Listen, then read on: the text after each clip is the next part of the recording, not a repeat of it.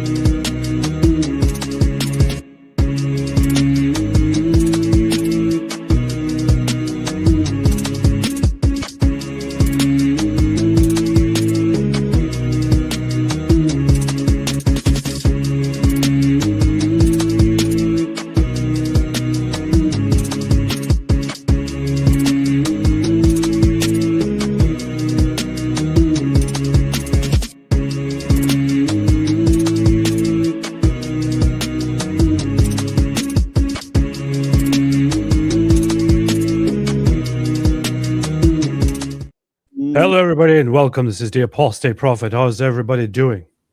Hope everybody is doing a fantastic. Hey, what the heck? What? I thought you noticed that earlier.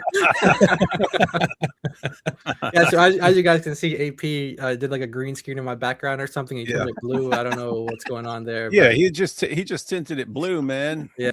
AP, that's still like some sort of infringement, man. You copy someone's background and just I'll just change the tint. It's like AP's the sort of dude who'll like download the Avengers movie and then upload it, but after he just like changes the color a little bit. Come on. I mean, I put all this work into like making this unique and look good in my style, and this guy just like copies it. He's got all his icons in the background. Yeah. Copy his What's up, icons, guys? man. You copied his icons? Yeah. Wait, did you? What did you do here? Did you copy my background and then did you do like AI expansion or something to it? I don't know what you're talking about. This is real background.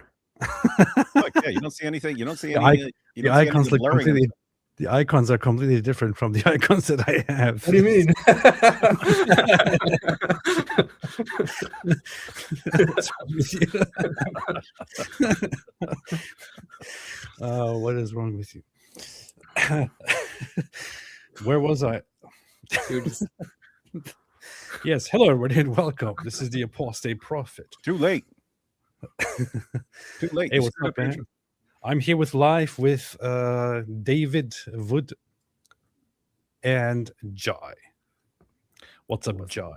What's up? Nice. How you doing? Good? I'm good, man. I'm happy to be here. I don't know how many times I've been live on your channel, but this is really cool, and I'm looking forward to it. And we got some funny stuff to go over today. Nice. Anyway, all right. Hey, Hey, and I have avoided watching 1 second of this the entire time because IP was like, hey, let's review it sometime in a few days, but don't watch it. I want your live reaction. So everyone's been sharing this. I haven't, and there's been multiple videos posted about it. I have not watched any of it. And then IP and Avery wanted to do it. They're running late, recording debates and stuff like that. So they might jump in a little bit later, but we'll see. Well, that was a complete lie because I was just informed by IP that Avery is hungry and he wants to get food, so he won't be joining the live stream. Oh, that's nice. funny. Okay. All right. You see the priorities, guys. You see the priorities of these guys. Avery and Ivory eat together in perfect harmony, but they missed the live stream. Shameful. That is absolutely disgusting. Terrible move. Shame. Yeah, I wish one of us was more like Mohammed Hijab and we could go off on some epic rant about them right You're now. a coward, boy. You care about is your belly. Coward, boy. You micro PP losers. I did hear you. You want to eat food instead of coming here doing work. Work. How dare you? You're no caveman. You're no caveman like us. You see? This is the proof. The proof that you're weaklings, little weaklings. Steph became a member. Welcome to the cult. Hope you have a good time here and hope nobody gives you any difficulties. Be aware that if you try to leave, it is the death penalty. Mo and Dazut says not gonna miss David Wood's stream talking about micro what? You need to be more specific. Jack Ray, what's up, Jack Ray? We have our reminder of Winger as long as David Wood is around. This is true. So I opened my YouTube app yesterday to find to see that Mike Winger was live, and he was informing people that he's taking a long break to focus on different things and all that. And I was already not feeling very, very good. And then once upon seeing that, I felt really, really, really down, and have been really sad about that ever since, because we need Mike Winger to be active. We need Mike Winger to be active. We need to watch Mike Winger content. We need more Mike Winger content out there. Absolutely terrible. What do you think about this, David? Hey, it was funny. So when I saw that, I just saw it in my feed, which is weird because I never click on his stupid videos, but for some reason it pops up, and the video's titled like why you won't be seeing me for a long time. And I just instantly screenshotted it and then posted it, and then circled that part, and then posted it on X and said, "This is the greatest day of my life," with all these smiling emojis. And after I posted, I was like, dang, what if like he's saying you're not going to see me a while because I'm taking care of my dying family member or something. That was kind of messed up, but it was too late because I'd already posted it, so just had to. The funny thing is, I saw people like, "Why are you hating on another Christian? How is this good? How does this go with Christian values and all that?" Some people are just bad, man. Some people are bad. Nordine, have you looked up Yajuj and Majuj on YouTube? Do you realize now that this story is well known by the Muslim masses? They don't know anything. Nordine thinks Muslims know all their stories and all the details of their Quran and stuff, and it's like they don't know anything. You think that, and you see people posting about it and talking about it, and Yasser Qadi talking about it, and people reacting about it, and you go up and talk to a Muslim and you ask him about it, and he has no freaking clue what you're talking about. So what Muslims know about Yajuj and Majuj, Gog and Magog, are general stories about the general prophecies about the things that they will probably do. You're talking about those who know anything about anything. I'm saying your average Muslim, he doesn't know. And I learned this because I thought back in the day Muslims were knowledgeable. They're dressing in a certain way, and they're fasting during Ramadan. They take their Hajj and stuff. And after debates, they would gather around me and start arguing with me about something. I would start bringing up Quran verse, like basic Quran verses. They had no clue what I was talking about. They'd know Surat Al-Fatiha, a couple other things. They wouldn't know anything I was talking about. So I just concluded, I mean, keep in mind, up until a few years ago, because we popularized it, they didn't know about Muhammad and Aisha. They didn't know that. They had no clue what I was talking about 15 years ago when I would bring it up. They had absolutely no clue. So I've concluded over time, your average Muslim knows nothing about the stuff we pay attention to until we point it out to them, and it starts bothering them enough to eventually go look it up. Until then, they know absolutely nothing about their religion except what their leaders tell them, and their leaders don't tell them a bunch of the stuff that we talk about. Yeah, they might know like the names or some vague thing. They don't know any details or anything like that. But it's Noordin, so it's his favorite topic. So, poor Jai listening to Turk and Psycho. This is very redundant. Poor Turk and Psycho are the very same thing. So, AP, did your PP become bigger after you left Islam? Yes.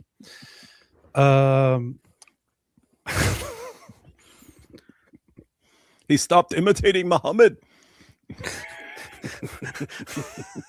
What a comment. Their unquestioning belief in these insane myths proves their minds are compromised to a certain extent. Just think about it. I'm not doubting their minds are compromised to a certain extent. I'm just saying they don't know anything I'm talking about when I bring it up to them. This is getting that was AP's personal growth. This is getting out of hand. I forgot what type of channel this is. Jai's like, what did I get into? Everyone's gonna... I should have said I'm going out to eat or something like that. I'm going to a restaurant or something. Too late now. The White Trash Panda. Hey, yo, AP just found out you have a Discord. I don't see the link on your channel. Do I have to be a Patreon supporter to get in? Are you making this comment because you're trying to troll me? Because I just earlier in the live stream talked about the Discord, which I haven't visited in centuries. But yes, there is a Discord. I just don't link to it, and I haven't visited it in a long time, which is very shameful. And the plan is to revive it and to start a community, which is what I'm working on. And all of it will start at the beginning of next month, when I will be moving as well. Yeah, if AP says beginning of next month, it means like 3 months from now. I'll be moving next month, and lots of things will be happening, inshallah. Sparkly Haru says David Wood is the visible image of the invisible Mike Winger. This is true. I'm not going to read this comment. Thank you. Randy Bale says, Randy Bale gifted a one Apostate Prophet membership. Thank you so I much. thought it was Randy appreciate that. Balls. Wasn't that character's name? Dude, this is a Christian channel. That was the character's name. Pastor Randy Ball. Wasn't that it? We're trying to have a conversation about Christian things, about matters of faith, and you're talking about You're saying balls. Jay Dyer's not a Christian? That was his character. I don't know if he's. You heard it here. You heard it here. AP says Orthodox Christians are not real Christians. All right, you heard it here. Pretty sure AP is the twin of Shaky Booty. I actually have no relation to Shaky Booty at all, so I don't know why people think that. No, seriously, I thought you guys were like cousins or something. Nope. Like first cousins. I live in Bury Park, and I didn't get to meet you. You live there? You live there? How do you live there? What? Oh, are you? I'm not going to make any assumptions about your ethnicity or anything like that. Do you happen to be an ex-Muslim or something? Why are you there? It was an absolutely horrible place to be. Bury Park, for those who don't know, is the main neighborhood in Luton that is just off the center, and that it has become completely little Pakistan, and it's a disgusting place to look at. And there are some really messed up things to see there, man. There was a mosque, there was a church. I went up to the church. We went up to the churches to see how the churches are doing. Most of them are closed, and then there was one church which had something very, very stupid inside, written by Christians themselves, which I shall immediately now bring up here on the screen, because I thought it was a terrible, terrible thing to look at. I have to say though, Bury Park sounds like it should be like a cemetery or something. That's a good point. It's The Walking Dead. That's basically what it is. So I went to Luton and went up to the churches to see how the churches are doing, and then I look inside a church that is basically closed, and what I see is this here: "We love our Muslim friends and neighbors. You are not alone," from the churches of Luton. David, why do you think they put this up here? To keep their place from being vandalized, hoping that it will, hoping that their place won't be vandalized if they do that. Yeah, it's not uncommon for churches in the UK that are next to a bunch of mosques to do that. And in fact, if you're an ex-Muslim and you're going to these churches because, let's say, you want to know about the gospel, or you're like have an interest, a lot of times they won't even let you in because they are afraid of conflict happening from the Muslim community that are around. And if they find out you're in this church, then they'll do something to it. So all that stuff has to happen, like, underground, so to speak, if it does happen. So they have to put these kind of signs up there to make sure they signal to people that they don't want war. Yeah, what just cowardly thing to do, man. Yeah, you just compare. The "you are not alone." That's clearly like anyone who disagrees with you is bad, but we're on your side, which is lame. If you wanted to say we love our Muslim friends and neighbors, you can. You're supposed to love everyone, but just imagine this place putting "Jesus is the way, the truth, and the life," something like that, up there. Or Jesus is God, or Jesus is Lord, or the basics of the gospel, or let alone Muhammad is a false prophet. But notice wherever Muslims go, it's Jesus was a Muslim. Jesus was a Muslim is the truth. Islam is the truth. Islam will enter every household. And we respond, hey guys, you're not alone. We're on your side. Really? There are a lot of churches that are compromised. A lot of them are compromised, just like this, sadly. If you were, here's a question that I have genuinely. I have very strong feelings about this. When I saw it, I thought this is just absolutely ridiculous. But my question to both of you is: if somebody goes to a church like this, if somebody goes to this church and the church puts up this sign, what should a member of that church do? What would you do? What would you advise such a person to do? Should they stop going there? Should they try to correct it? Should they take it down? What do you think? I won't say exactly what happened, but I had a similar situation at a church that I was visiting, and what I did is I talked to the kind of leadership about it, and I kind of asked them the reasoning behind it and why they were doing that, and I got kind of a wishy-washy answer, so I wasn't really satisfied with it. But yeah, I mean, so for me personally, I would talk to the leadership and say like, what's going on? Why are you guys doing this? That's what I would do personally. And if they, so yeah, that's what I would do. David, what do you have to say for yourself? The question was, what if someone's going to this church? What would I say? Yeah. No, what would you say to the person who goes to this church? What should they do? Yeah, might need to go Martin Luther, but I don't know. What are you gonna do at this point, right? They're surrounded by a bunch of jihadis. Yeah. And have already like are already waving the white flag. Yeah. I'd say get the heck out of Luton. There will be no or go there, or other people go there and start evangelizing and so on. But for those who think this impresses Muslims, no, the only thing that impresses Muslims is strength, and they look at this and say, we've already won, we've already defeated you, you've already backed down, we've won. Muslims look at this and think, good boy. Good boy. Now they'll praise you for it. They'll praise you for it, but they will not respect you for it. Not for a second, ever.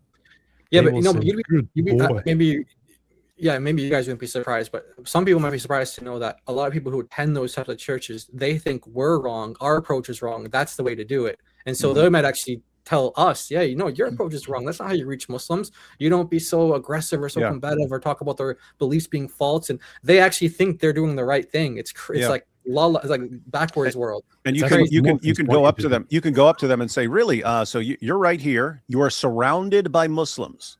Muslims from around the world have moved to right beside your church. How many of those Muslims have accepted the gospel because of the work and outreach that your church is doing? Exactly. Generally, and again, I can't speak on that church or any other church there because I don't know them, so I don't know what's going on. But generally, they are terrified of the idea of a Muslim converting, because then when Abdul says, "Hey, I'm a Christian now because I was talking to people over at this church," guess what? Yep. Guess what happens? Your church is a target now. And so, they're terrified, and so they can't do outreach. They can't preach the gospel to Muslims, though. So, dude, it's so bad. It's so bad. It is very, very bad. Yeah. Hey, David, did you see at the Tommy Robinson march the women who took off their niqabs? No, I'm not watching some strippers, man. I don't care what you guys. I don't. Whatever you guys got going on over there, man. I ain't. Oh, David, did you watch the strip show, the strip tease? No. Where is Mohammed Hijab doing that? I know. That was the last time I saw a stripper was Mohammed Hijab, and I was blind for 3 days. 3 days. What is wrong with you? What is wrong with you, mate? No, this year, man. This year. Oh, that. These women came on stage during the rally, which is very Islamophobic. That's kind of funny. People are booing them. That's funny. I can't hear anything, man. Thank you, Duff. These girls are French, so they sound kind of weird. Apologize for that. Hey, those aren't those feminine girls who go around like... No. Okay.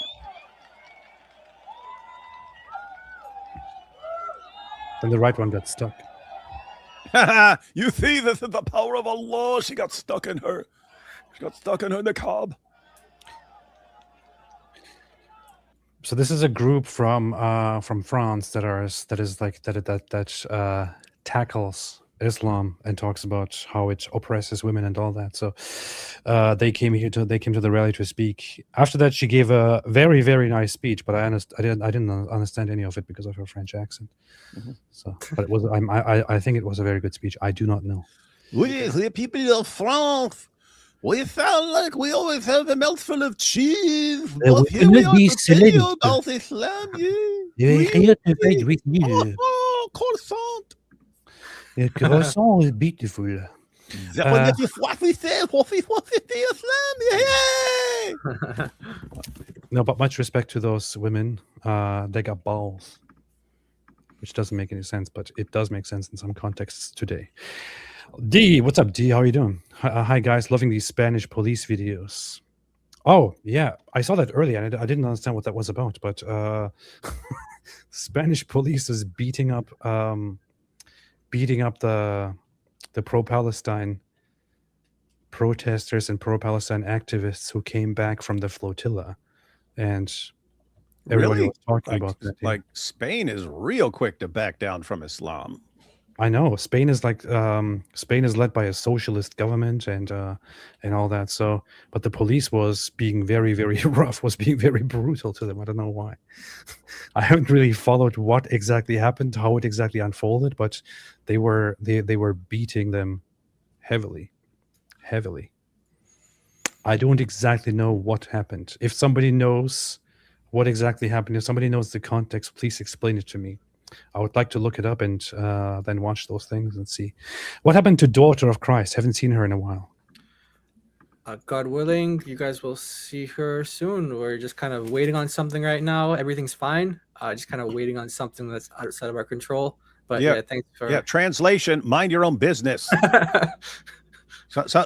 Sometimes people don't need to tell you everything that's going on until it's done. Yeah. No, we want to see her. We want to see her in detail. Tell us in the. We want to see her now. Aussie Abe, yo AP, missed you, man. What's up, Aussie Abe? How you doing? I know I missed being live. I was just traveling for 3 weeks in the United Kingdom, where I learned to speak English over there. Now I'm forgetting it again because I'm back in America. But very good. Yeah, didn't have much of a chance to. I did set up everything to go live, but then I didn't really find the chance to go live very much. So it was kind of stupid. You got to force yourself, man. No, there it was actually. It's funny. I went on the trip thinking, okay, I will not fill up my every single day with something to do. I will not do that. Weakling. And then I ended up just scheduling something for every single day that I was there, and then. That's what then it's what we in the YouTube world call don't sleep.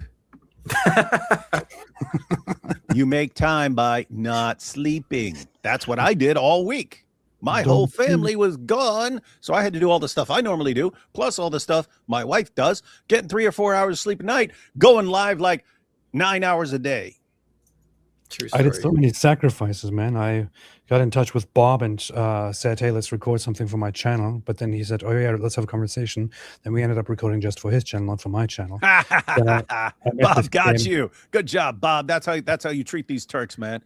Don't ever give them any control over anything that happens. You say, no, you come on my channel, do what I say, and then they respect you.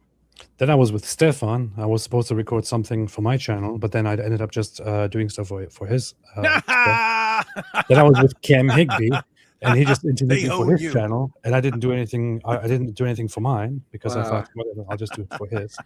That's just how everything went, man. You got scammed. I'm starting to like these guys even more now. You got scammed, dude. I got scammed. Never going back to the UK. Hey, everyone. So now you know how to deal with AP. If AP comes to your area, be like, hey, AP, we should record something. He'll be like, yes, let's record something for my channel too. And then say, oh, okay, yeah, we'll do that after we record for my channel. And then you record stuff for your channel. And then you say, yeah, sorry, out of time. I got a lot of big deals cooking up. I got to go. All right, catch you later, now. Catch you later. That's how you do it. And he'll fall for it every single time. No, it's just that I happen to have a very big heart, and I just want to do stuff for others instead of get that checked out, man. I got a very large heart can be like it is a bad health condition, and I have to deal with it. Yeah, Microsoft, Microhot, and Micro Mohammed. Nordine, Nordine, can you please stop? They may what? Not know about other stop. Things, but this story they know. Look at it. Why are you typing like this? Why are you typing like Nordine, are you being influenced by weird jinn to type like this? Are the jinn controlling you, Nordine? Why are you typing like this? Why are you typing like a jinn? Not trolling, trying to get in ahead of time. Not in the Zut sense. Good. Adamo, great to see you back, AP. Are David Wood and Jai really with you, or is Allah just making it appear so? I think it is. You'll never know. No way to tell. Religo, it's one of the conditions of the alleged Pact of Omar. It is. It is. Burning Bushes channel. Ecumenism is the same as the sign you're criticizing. What? What's the context here? Oh, the He's sign, busy the church sign, that- the church sign. Oh, He's I see. I see. No, it isn't. I see. Ecumenism in what sense? Ecumenism has very, very different contexts and definitions. If you are talking about ecumenism among all religious groups, Christian and non-Christian, and some unity regardless of your own foundational beliefs and values and all that, of course, yeah, that is really, really, really terribly awful and should never be done. Ecumenism, however, within context, I don't know which one you're referring to, so it's a very, very broad term. Vermeers, if you're a mature Christian, you have a duty to stay there and contend for the faith. If you're not, you should probably go somewhere else. Yeah, don't compromise. Oh, Do not compromise. Guys, it depends. It depends. I mean, there is a time where you shake the dust off your feet and say, "All right, I'm done with you." So it can be a difficult call, and that's a real man would never leave his church. Just whatever you do, don't compromise. That's it. Aussie Abe, okay, I'm taking up an evangelism team to Luton. Do it. Jeez. The Do Aussies. The Aussies are the only people who are tough enough to go up to Luton. You're gonna need like a Punjabi / Urdu translator. A lot of them don't learn English. They just don't even care to learn English. They don't need to. They don't need to because there's not like a need for it if you have like a big enough community. So I'm not joking. You might actually need a Punjabi team or Urdu team or something. That is the thing. It is the lie that European governments have told the people forever. It's like, oh, don't be worried. Don't be worried about all this. They will integrate. Don't be worried. They will assimilate. Don't be worried. They will be, they will be taught. Don't be worried. And then what ends up happening is the worries were all justified because they don't actually integrate. They don't actually assimilate. They don't actually change. They simply form their own communities and they don't care about you. They don't care about your rules, about your laws, about your concerns. They develop their own ways, their own subculture, and want to make it the culture of wherever they are. That is how it works. That is how it went in Germany. It's how it went in France, in Britain, in Belgium, and in many other places, which is why you should prevent that from happening. Good solution is very easy. Travel back in time and don't allow mass migration. Very simple. I saw there was an interview you did with that bald British atheist. What a description. With that bald British atheist podcast guy premiering tomorrow. I hope you mimicked his accent back to him. It's kind of funny to describe him as an atheist. But yeah, you mean Liam Tufts. Come on, man. Come on, play the trailer, man. Play the trailer. No, the Quran is always because it's funny. Why? Here. Do it. Here's the trailer. So this is going to be released tomorrow? Yeah. I met him and befriended him in Israel and then got together and recorded a thing. And he's a very good guy. I love this guy. But here's the trailer, guys. The trailer. So this will be up tomorrow, you're saying, and this is the trailer. Okay. Yeah, this will be up tomorrow. This is just a trailer. The Quran has always promoted slavery, and Muhammad himself promoted slavery, and he had multiple slaves, primarily black slaves. It is very, very troubling that Muslims everywhere take him as the perfect example to follow. A violent, intolerant, hateful religion. We should be aware that this is what Islam is. Mohammed Hijab. Have you debated him? Very, very stupid. He's mostly a loudmouth. He was specifically referring to my family and said that we are attention whores who would, if confronted by men like him, get on our knees and reluctantly open our mouths to find that we have been defiled. I didn't realize he was this romantic. Did you decline the Oh, man. Oh, wow. British humor. He took a very funny turn. So it's funny. The majority of the conversation was very, very serious, and then it just took this very, very funny turn when he asked about Mohammed Hijab. So it will be out tomorrow. It was just a trailer. Anyway, are you ready to watch this thing here? 30 minutes. Again, haven't seen any of it. I've heard some things. I heard about him calling Muslims micro PPs and flipping Yeah. out, but that's it. Which parts are we playing? Oh, The you're whole gonna thing, wanna, man. yeah. I mean, the last 6 minutes, you might not want to do that. It depends if you want to see them doing like a manipulation tactics to get them to donate, but everything else apart from the last 6 minutes, if you don't want to watch that. Got to play the whole thing, man. I haven't seen it, man. I want to see it. Come on. Yeah. Protest the same day. And the last couple of weeks, we actually have a huge far-right rally here in the UK. Yeah. We had a pro-Palestinian protest the same day.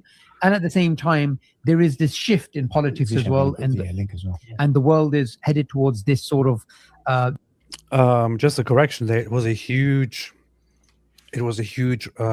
British patriotic rally, and it was a small and pathetic pro-Palestinian counter-protest. this more of a nationalistic, this feeling of we just want to care about ourselves. It's not just about, working together or having this sort of social cohesion. Even politics is very divided now. And you've obviously come from a political background as well. What do you, if you were to read the pulse of the current political spectrum? Look at Hijab's face, man. Currently? If I'm honest, I'm pessimistic about the future in Britain for Muslims and the future in the West. Nice. See, this is how it starts out. So you have to start from here because Oh, is that how he's leading in it? Because Yeah. Muslims are so weak. They're Yeah. so weak, and they're crybabies and the little weaklings, and so. Yeah. Okay. And I don't know if you caught as this guy was rambling, Mohammed Hijab says something about a link being in the description. He's prepping because that has a big part of it. The link he's going to talk about. Well, you'll see the relevance of that, but that's important to note that he said, "You got the link ready? Is the link ready?" And for Muslims as it stands. Right. I think that they are using us as a convenient scapegoat for their failures. I think not just the far right, but now because the far right is growing, if we're being honest, and now you have more right wing Best, the far right is growing. Yoo-hoo. sort of parties, and the American administration is essentially a right wing. You can even argue a far right administration. That now, and this is what happens when the pendulum swings. We had liberal governments, and then the reaction to that was the far right. Maybe going to be the liberals once again, but now the time for the far right, and the far right are now overtaking the algorithm on Twitter. They're overtaking the algorithm on TikTok. Even they've purchased TikTok. The Zionists and the far right have a relationship. It's not a good time to be a Muslim in the West compared to the times that came before it.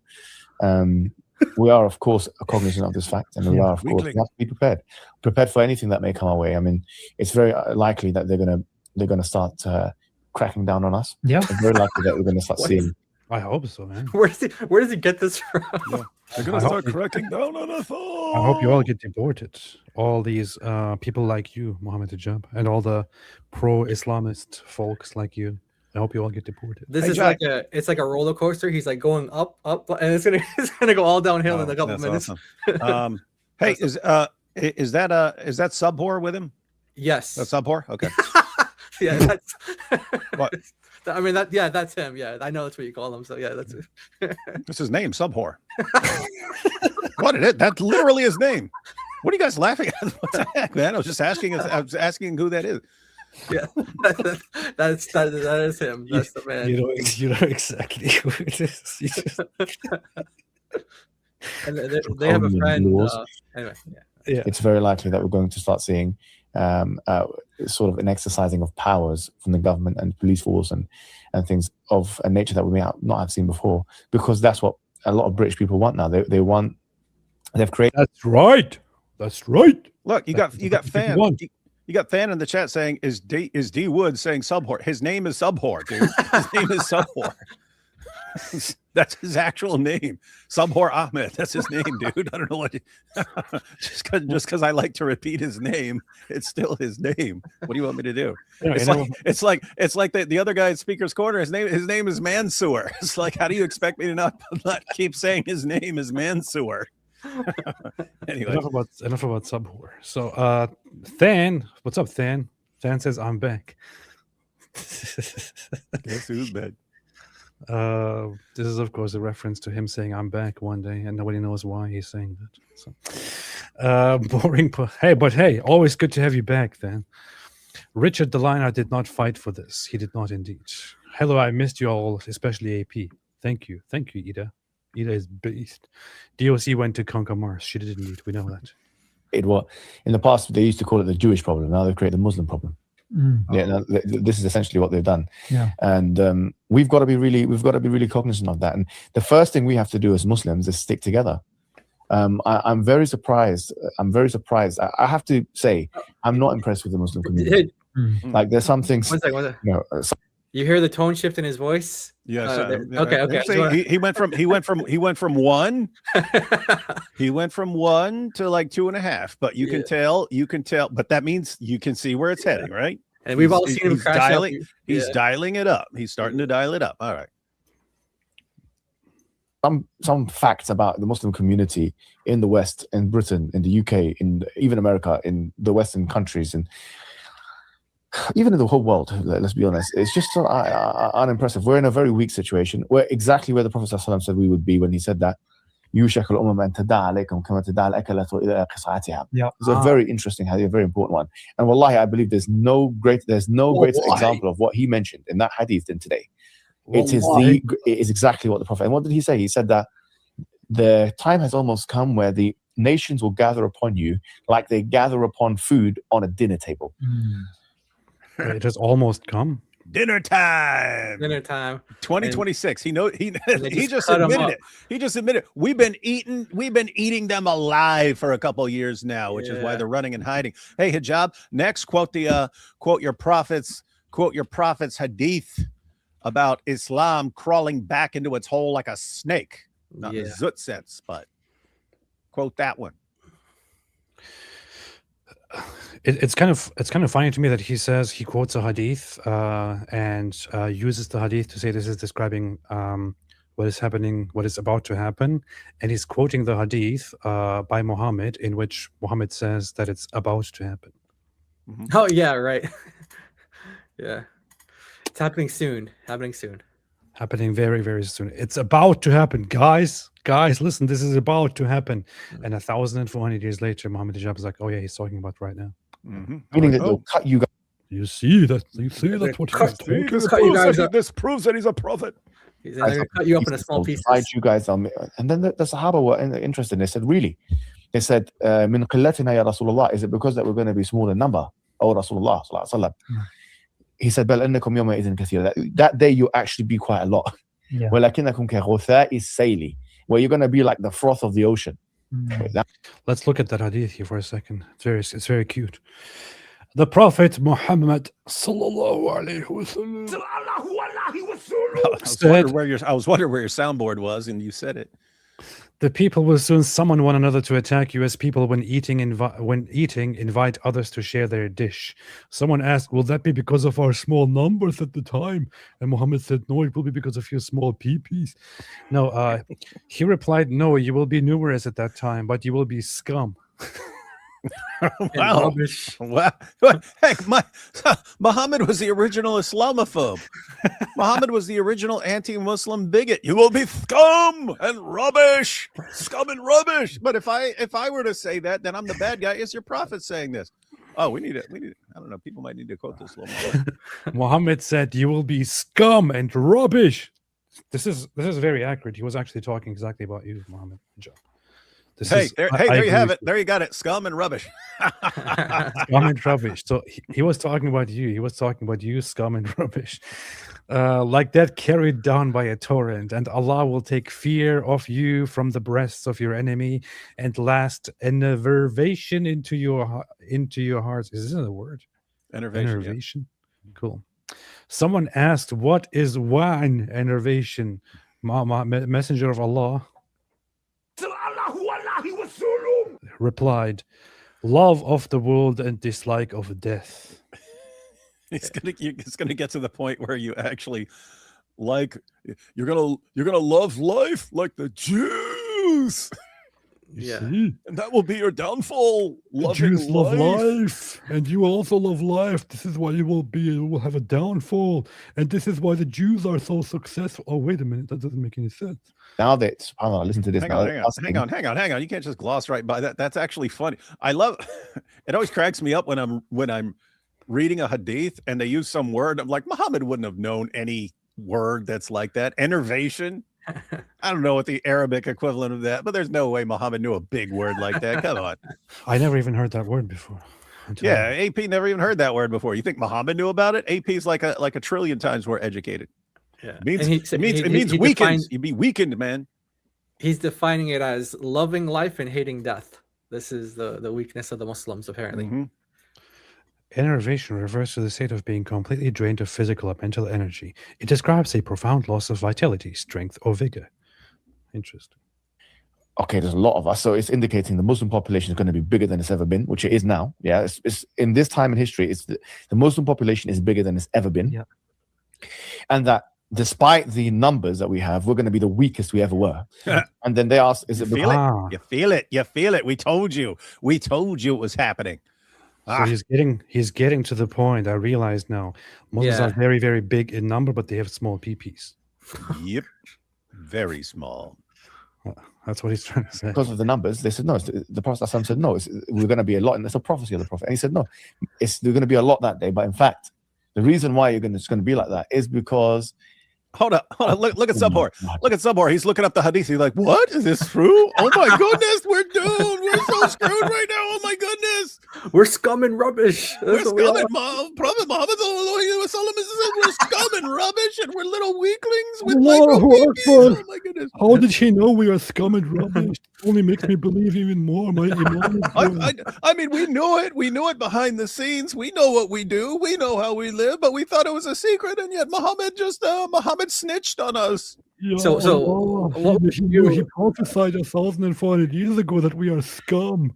So what would you guys do? Okay, you guys have both debated Muslims on this topic. Muslim says, "Hey, this is the prophecy that Muhammad gave, and it's being fulfilled." And they quote this. Yep. Well, what would you guys say? I would say this is a good point. He accurately. I'm kind of warming up to Muhammad now. Not like the Al-Zilt warmed up to him, but kind of warming up to him. He's got it. The man had the point. I don't know. This is there's only a couple of prophecies that Muhammad actually gave that make you think, he's got a point there. Yeah. Like he had that prophecy saying that eventually they'll get to a point where Muslims are leaving Islam, like an arrow comes out of the gate, meaning you shoot an arrow at an animal and it goes in and then shoots out the other side. He's saying that's going to be like, Muslims entered Islam, but then they're going to be shooting out the other side. Guess what? That's happening. Tons of apostasy. And then, of course, this isn't now, this is back then, but him delivering the verses from Surah 69, 44 to 46, where he said that that if he were to deliver a false revelation and make things up, that he would Allah would sever his aorta. And then Muhammad dies, my aorta, Allah is severing my aorta. And it's like, okay, this dude got some things right, man. This dude got some things right. Yeah, I look at it as like a broken clock is right twice a day kind of situation. Yeah, and that's the real impression you gave. It's like you go to the hadith, Muhammad said everything in every direction on every issue, so you can just kind of pick out the ones that are right. Yeah, but like you'll have prophecies about Islam taking over the world, and you'll have prophecies about Islam just slithering back into its hole like a snake. And so no matter what happens, you can point and say, oh, if Islam takes over the world right now, you see Muhammad said it. If Islam just completely crumbled, you see Muhammad said it. There you go. Yep. And if you want to convince me that Islam is true, and we have a debate about is Islam true or not, you can bring this hadith to me, and I will probably have a difficult time because I also agree that you're a scum. Mm-hmm. Yeah. So, like, how could Muhammad have known about these two guys on the screen right now 14 centuries ago? Yeah. It is pretty powerful and compelling. But here's the thing, like, I mean, how do they deal with something like that? You will be scum and rubbish. Do you guys want to like go be really good, virtuous people? Because then you'll refute Muhammad. Like, what do? You need to be scum and rubbish according to that to fulfill the prophecy. Yeah, you're a scum. Scum. Two things. The one that Allah is. Dude, how is this guy living in the UK and he's doing that with his hands, man? Wow. Two things. Yeah, look at that. He's flipping people off. I found that out the hard way, guys. I was over in the UK. And people come up, hey, can I get a selfie? Yeah, and I'd be sitting there like this every time, and I'd see the person behind the kid who's taking the picture start giggling, right? And I'm like, what are they giggling at? Because we do that normally here, and then after like 40 pictures with people, then someone tells me, dude, that's the middle finger here. Like, well, I was like, So that's weird. the middle finger. Well, what is the middle finger? What's the middle finger? They go, no, the middle finger means the same thing, but that means the middle finger too. I'm like, well, what's peace sign? They go, like that. That's peace. That's middle finger. And I was like, oh, okay. And Hijab's doing that to all his fans. So you can tell where he's going with this. He's already flipping off everyone who's watching. Interesting. That Allah is what do you call it? الرعب في قلوب. That Allah is going to remove the fear of the enemy in their hearts from you. Yeah, so Allah is not going to. Before, you used to be a player, used to be a big player in the Muslim world. Yeah. This hadith, by the way, shows a lot. It shows the Muslims will one time be feared, and then subhanallah, the fear will be removed from them because the respect is removed. You know, because why? Because our consequences are removed, and why is because we're divided. So the Prophet, and why are we divided? Because we love stupid. We love the dunya and we hate death. These are the two main reasons. You have to love death. Yeah, you Love have death. to love death. You have to hate life. Imagine this: to be a good Muslim, you have to hate life and love death. This is what it means to be a good Muslim. To be a Muslim, you have to be a very, very sad person who hates life and loves death. And you have to be scum and rubbish. But I mean, think about the guy who's like lecturing people on how to live. He's like the sniveling crybaby. Hate everything. I'll copyright strike you. I'll copyright strike you. That will show what a real man I am. Oh, look, I'm turning Muslim women into basically prostitutes, saying I just want to use them for sex in hotels. And oh, now they're snitching on me. Let me go cry. So two things, scum and rubbish. Mm-hmm. And you also have to be scum and rubbish and hate life and love death. Okay. Two things. Nice. We love the dunya. We have become westernized. We have become dunyafied. We have become Zooted. We have become people who just care about this Say world, zooted. amusements, and we want to be like everybody else, and we want to have enjoy time, and this and that and the other. We become hedonistic, and we don't really care about religion as much. We don't, Dude, I mean, hang on. We are on the Like this hypocrite, this giant hypocrite. What does he do? He's going. I mean, he's getting drunk. He's getting high. He's living it up in hotels with his hotel wives. He's bragging about it. He's joking about it. And this is the we've become westernized. Dude, you're a freaking hedonist. You're a total hedonist. That's what you are, Mohammed Hijab. That's all you do. You live for pleasure, and you lecture Muslims so that they help, because they're the ones who help you maintain this lifestyle of doing whatever you want. You're the king of what you're condemning right now. Yeah. You giant fake. Hypocrite. I left my hotel wives. days of Dhul Hijjah, the most important days in the Here he goes. after the last 10 days of Ramadan. And you could argue even more important than the last 10 days of Ramadan. When Allah says in the Quran, وَالْفَجْرِ وَلَيَالٍ عَشْرٍ وَالشَّفْعِ وَالْوَتْرِ وَاللَّيْلِ إِذَا يَسْرِ, he said وَلَيَالٍ عَشْرٍ. Layal and Ashr, the majority of scholars say there's 10 days that Allah swears by in Surah Al-Fajr, chapter 89 of the Quran, is the first 10 days of Dhul Hijjah. Yeah. And the majority of scholars say these are the best days. Why? Because the Prophet ﷺ said, مَا مِنْ أَعْمَالٍ الْعَمَلُ الصَّالِحُ خَيْرُ فِيهِنَّ مِنْ هَذِهِ الْأَيَّامِ الْعَشْرِ. There's no days that their good deeds are better than these 10 days. He said that. They said, the hadith says that they said, what about struggling in the path of Allah? He says, وَلَا الْجِهَادُ فِي سَبِيلِ اللَّهِ. He said, not even struggling in the path of Allah, except for إِلَّا رَجُلٌ ذَهَبَ بِنَفْسِهِ وَمَالِهِ وَلَمْ يَرْجَعْ بِذَلِكَ مِنْ شَيْءٍ. That he went with himself and his wealth and he didn't come back with any of it. So in other words, a shaheed, essentially. The only, subhanallah, the only good deed in the religion of Islam that is better than doing good deeds on these 10 days is... I have to say something. Even when I was a Muslim, I've always hated one thing. Always hated one certain approach, and that is the sneaky approach. That is when people want to ask for money for a certain cause, and what they do is instead of laying it down and asking and explaining why and encouraging in a nice way, they try to in this sneaky way. And you can sense it. You can really sense it. Like you can feel it coming in this sneaky way. Start this whole preaching, this whole session, and then all it is all supposed to lead up to, and therefore you should be donating to this right now. I've always hated that attitude, man. If you're going to ask for it, just ask for it. All this guilt trip and manipulation. Remember, that's why I pointed out. He said, "Is the link ready? Do you have the link ready?" Because he was building up to that, and now he's about to guilt trip them like crazy and manipulate them like crazy. Yeah, everyone catch that. So, Jai pointed out. I couldn't tell what he was saying because he was quiet, but Subhor was talking, and then it was like, get the link ready, get the link ready. So he was telling him to get it ready, so he knew where he was going with this. And now it's make them feel guilty and show them the way out. Show them the way out to show them the way to atone for their weakness and rubbishness, according to their prophet. Yep. Shahada. And look at us, subhanAllah, we're just living our lives as normal. There's nothing. There's no extra prayers. There's no fasting. There's no Quran. Hey, you don't care about the Quran. You don't Did he get say no guys see- frosting? Did he say no frosting? Do you know he has a book on his right above his head? There's a book. It's a Secret Affairs. I mean, it's a Secret Affairs. I wonder if there's like a subliminal message there. You see that? It's a Yeah. Secret Affairs. I have an extensive library of secret affairs.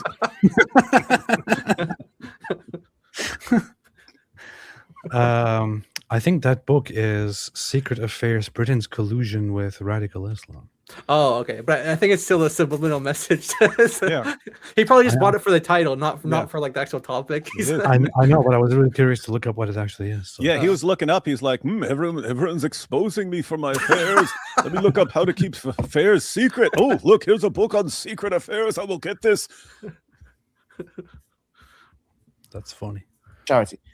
SubhanAllah, listen to this. Hold on. Okay, let me. How does this dude not have a bookshelf, man? like he just has stacks of books. Yeah, behind him. they just stacks them. Hijab. Look, man, I'll build you one, man. I'll build you a bookshelf, man. You obviously can't do it. Yeah, pretty weak. Wallahi. Guys, something before we start. Wallah, and I'm gonna have to be a bit harsh here. Yeah, Uh-oh. I'm gonna have to be a little bit harsh with my Muslim brothers and sisters because I believe that you failed. Yeah, just like I failed, failures. you failed. Okay, we talk about Scum. you watching this at home. You have failed. Okay, why have we failed? Because look, you know that this is one of the. What a weird way to ask for money, man. Yeah, I know. Listen, you losers, you're failures. You suck. Hey, I have to say, What a weird way to ask for money. no, seriously, this is dudes like this. This is exactly what like the approach with some of these scumbags have with women, right? They try to degrade and demean them to lower their self-esteem. So that there's nothing else they can do. There's nowhere else they can go. They feel worthless. They feel completely worthless, and they're grateful. They're grateful for anything that you any association they can have with you because they don't feel like they're worth it anymore. And so he's applying this to all his Muslim viewers. You're worthless. You're scum. You're rubbish. You're pathetic. You're weak. You have micro peepees. All this stuff. But I'm going to be generous enough to let you send me money. Yes, do that. You are correct. This is actually a very abusive method.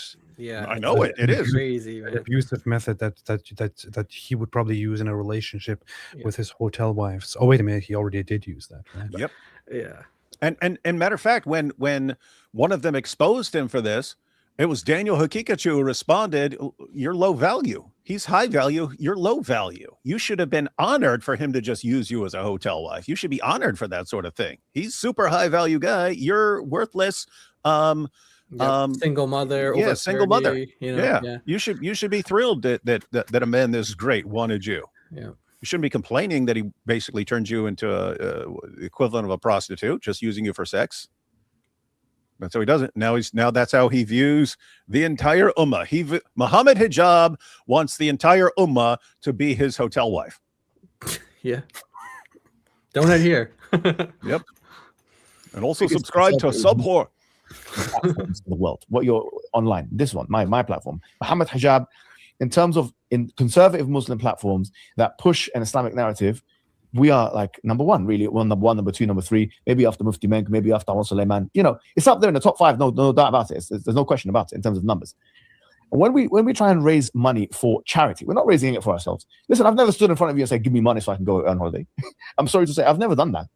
Last week, this guy Avery, who I had the discussion with, he started a fundraiser so I can raise money because I took him to court in America in the U.S. federal court.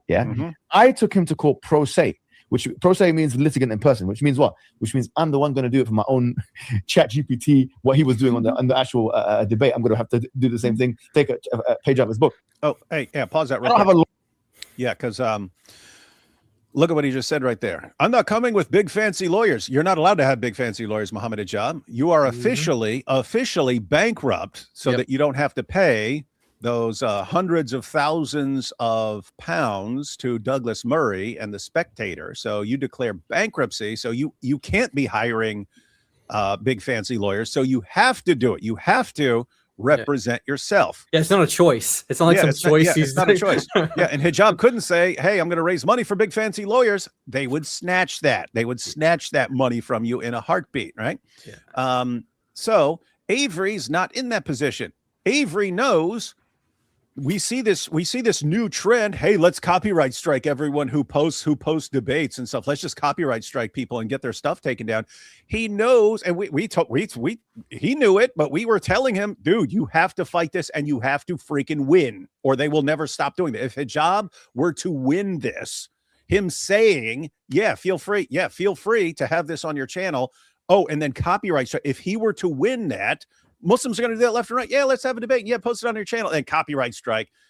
They would be doing it left and right. So Avery has to win. So what happened? He contacts a legal team. What would it cost to take this all the way through court and stuff like this? If he fights us every step of the way, what would it cost? And he puts up a GoFundMe for that, and people covered it, and they doubled it. They doubled it almost instantly.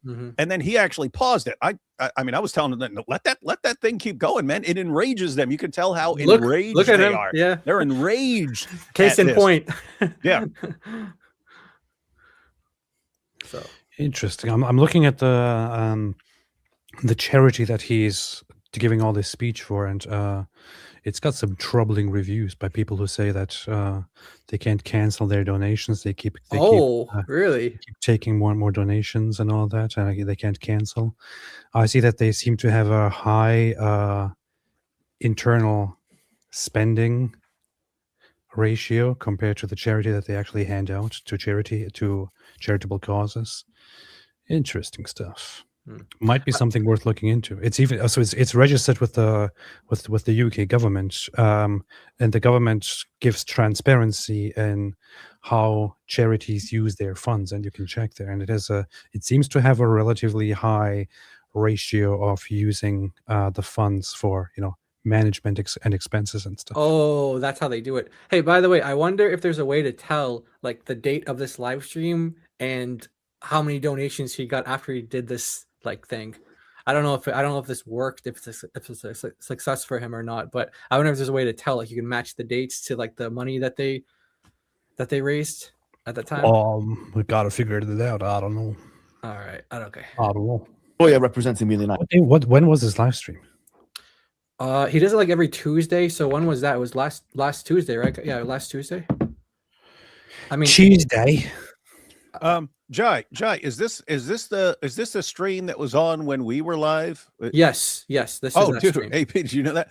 And I kind of decided kind of at the last second. I knew I had a live stream that night, and I knew I was going to be doing the one the next day that was going to review prompt four from the 1 versus 20 Muslim Korah versus bunch of Christian women.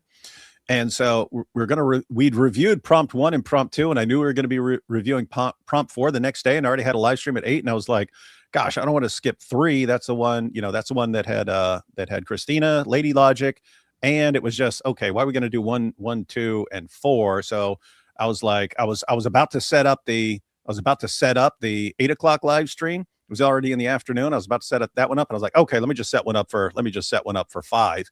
And we kind of go live just like as an afterthought. Meanwhile, this is Hijab's weekly live call-in show that, he's supposed to be one of the kings of Dawah, and we're live and we're sitting there with like 1,200, and he had like 700 and something. I'm like, really? This is like the king of Dawah now? And he was going down, right? Like as we were, he was going like, how much was it? Like 800 views to 600, something like that. I was like, it wasn't pretty. So yeah, no wonder he's enraged. Yeah. Very, very, very nice. United States of America. I am taking the guy to court myself because I actually believe he copyright me. I believe that he did. I asked him. He said, "What, did you give permission?" I said, "No, it's live. It's live." And then he distorted what I said. So in order to justify stealing my video from my channel, he didn't distort what you said. People, even Muslims, He did not distort it. Mohammed Hijab gave him the permission to put it on his channel, to go live, and to also put it on his channel, and that's exactly what God Logic did. He's now using the excuse that he himself explicitly, verbally said to Avery, "Yeah, you can live stream. You can live stream this discussion." And Avery said, "I'm recording it, right? I'm recording it, right?" So he wasn't. He didn't have a live stream set up or anything. He's just, "I'm recording it. I'm going to post it." He said exactly. Yeah, so Hijab is already doomed. He's basically delaying it and then throwing tantrums, and he knows he's going to lose, and he knows it's going to be another humiliation, and he's going to be embarrassed even more, and he's becoming enraged at it. Even if that was the case, even if it was just permission given for a live stream, it would be the very same thing. A live streamed content would be just on the channel of God Logic. Yeah. What's the difference? Yeah. If Hijab is saying you can live stream this now, in other words, you can be taking this content right now and have it on your channel right now, and he's claiming, oh, but if you just put it on your channel an hour later, no, that was forbidden, that was haram, and he doesn't know what an absolute idiot he's going to sound like in court. Yeah. And like at the end of the video, you can see Avery's like signing off of StreamYard. You can tell he's recording it on his end. He didn't download it from Mohammed Hijab's channel. He was recording it from his own. He recorded it on his computer. Yeah. Nice. We're confused at the fact. Watch the entire video. I never give him permission for anything except for live. It's nothing came out of my mouth except for the word live. You can go live. You can go live. You can go live. Yeah. Anyway. Yeah. Hang on. But Hijab, if it's live on his channel and you gave him permission for it to be live on his channel, one of the things that would happen from him being live on his channel was that it would be on his channel. So it's assumed if you're okay with it being live on his channel, that you're okay with it being on his channel. And not only that, he said he was recording it and you didn't object at all. I didn't get that. What an idiot. What an idiot. Can you imagine this guy in court? We already heard what he's like in court. It said he was like eating donuts in court and acting like an idiot. And then the judge actually declared any testimony this guy brings is worthless. That's what the judge ruled. Your testimony is worthless because you lie so much. Can you imagine this guy in a court in the US? I mean, it would just be hilarious for one of the lawyers who's questioning Hijab. Hijab, you ever been to court before for anything like suing people like this before? Oh, no, really? That's irrelevant right now. Have you ever been told that you lie so much that your testimony is actually worthless? How dare you call me a liar, you stupid judge? How dare you call me a liar? Oh, boy. These courts, with all due respect, because I've been in some of them and been burnt already. But it's just principle. Oh yeah, you don't say. You don't say. You don't say. I'm gonna go for it, and that's how I've always been. I don't care whether there's a just judge or an unjust judge. I'm gonna go for it, and that's what's gonna happen. But say, look, imagine now he's raising money to take me to court, which I'm not trained. So let's have a look at this here from the Spectator, which Mohammed Hijab tried to sue. He did sue them. He just lost and was completely crushed and humiliated like his prophet. The earnings Hijab claimed to have lost included $3,500 or pounds a month deal to be a brand ambassador for the charity One Ummah, which he's actually connected to and was completely made up. Contracts £30,000 for a Ramadan fundraising campaign and so on. But messages that he relied on for these claims have the appearance of being contrived for the purpose of these proceedings. Yeah. So in other words, he colluded with these organizations to make up fake evidence in order to show it to the court that he actually lost money as a result of these defamations. Yeah. And they expose that, because these guys are Mohammed Hijab's friends. Yeah. And then so guys, these are Mohammed Hijab's friends. This came out in court. These are Mohammed Hijab's buddies and stuff like that. Yeah, literally Ali Dawa, like he's one of them. He was one of them. Yeah, so you've got this is how dumb this guy is. This guy who's going to court. This guy who's going to court right now. This is how dumb he is.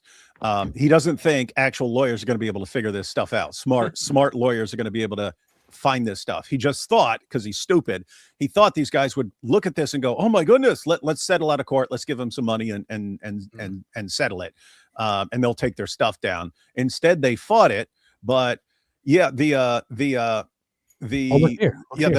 documents. Oh, listen, the documents. It's hilarious. The documents were all like, it would be a letter, and it would say, "Yes, Mr. Hijab, because of your powerful dawah, we would like you to be a brand ambassador for our great company, and we will pay you £3,500 per month for your powerful channel." Blah blah blah. And it's like, these are his buddies. Like, your buddies don't talk to you like this, right? Yeah. But then there'd be the letter after the Spectator article, supposedly, right?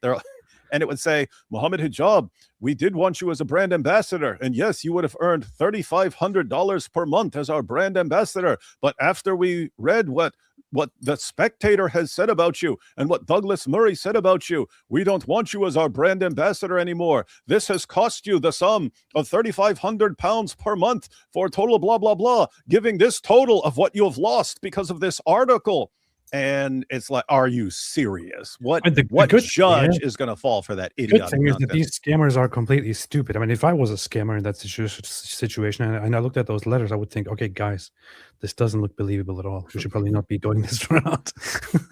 But look at this. They caught it immediately. The messages, they addressed Hijab formally, despite coming from people who knew him well. They blamed the article and they provided material that would be necessary to support a claim for financial losses when one might not generally expect such detail. Right. Yeah.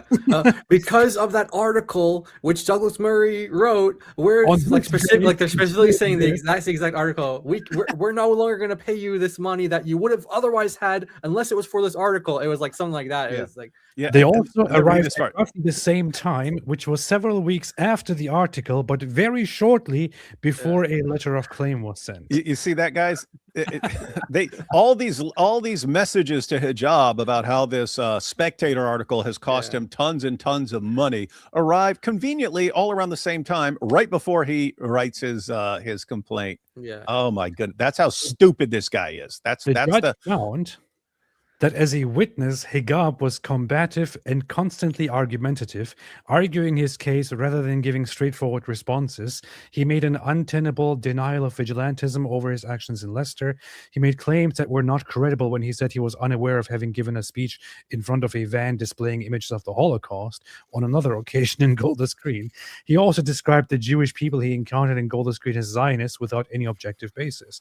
The judge rejected Hijab's claims because the videos he publishes are at least as reputationally damaging to him as the article. So in other words, whatever they were publishing, the videos that are on their own, they say just as much as the article said, if not worse. Yeah, they're worse. Yeah, so guys, so it, like, according to Mohammed Hijab's lawsuit, these guys are saying, because of this Spectator article, you can't be our brand ambassador, when Hijab has done things over and over and over again that are way worse for someone's brand if you want to associate with someone. And that article would be like the least of your concerns about Mohammed Hijab if you have a company.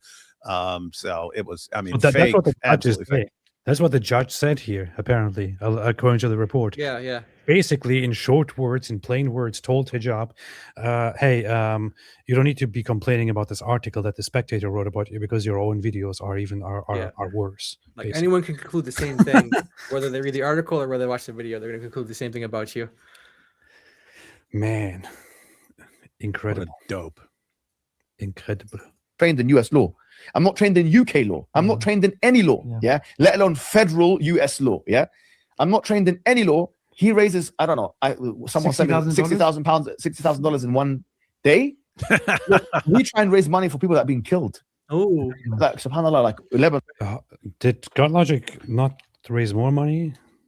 How much money did he raise? No, it was 60,000. That's when he shut it down because it was over double what he needed. So he's like, he shut it down. Where, again, I would say let that go.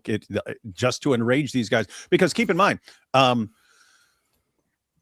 the reason we're telling Avery he definitely has to fight this and win this. He already understood that, but we're all making sure he knows the significance. You can't allow them to be shutting down Christian channels and stuff by endless copyright strikes. So he has to win that. But also, So you want it to be a deterrent. You want it to not work. So it's a deterrent to people using this method. Well, guess what's also a deterrent?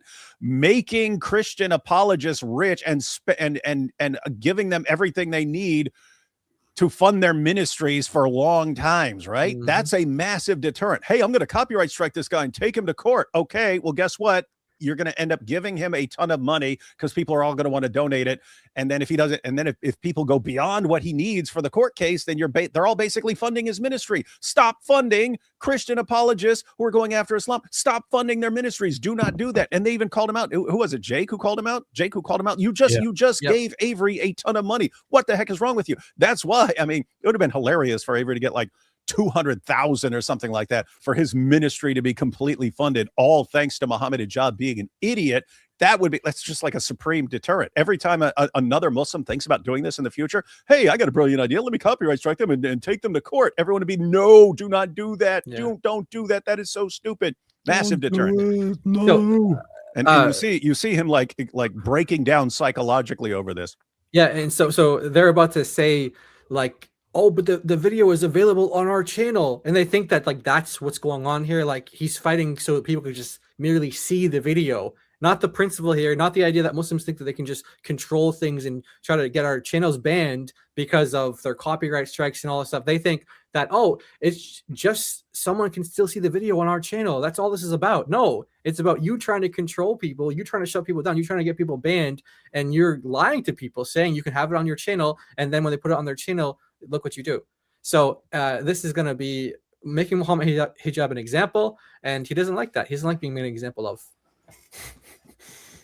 We saw what happened in Beirut. Bang, bang, bang. The Israelis were bang. We're trying to raise money for charity, and wallahi, you guys, I do not think we will be able to by the end of this live raise $50,000, $60,000. Of course you won't. Imagine this: they're raising $60,000. Of course you won't. Of course you won't. And they actually haven't, right? They actually haven't raised that money. No. Yeah. For copyright. For not copyright issue to harm a guy in the United Kingdom called Mohammed Hijab. No. It's not to harm you. What? Wait. It's he gave Avery a copyright strike, and he thinks Avery fighting back is harming Mohammed Hijab. Yeah. Are you? What is wrong? How is he harming you? Oh, this is all to harm me. No, it's because you're trying to give Muslims a brilliant tactic to take down all the channels that are crushing dawah. And Avery saying, no, you're not going to do that. And it's that's not Avery trying to harm you. That's Avery standing up against a stupid idiot with thug tactics and protecting Christian apologetics channels. Yeah, this guy is hit. It's like there's like a proverb in Arabic saying like someone hit me and then they cried, and like you're the one doing the action, and then you act like the victim.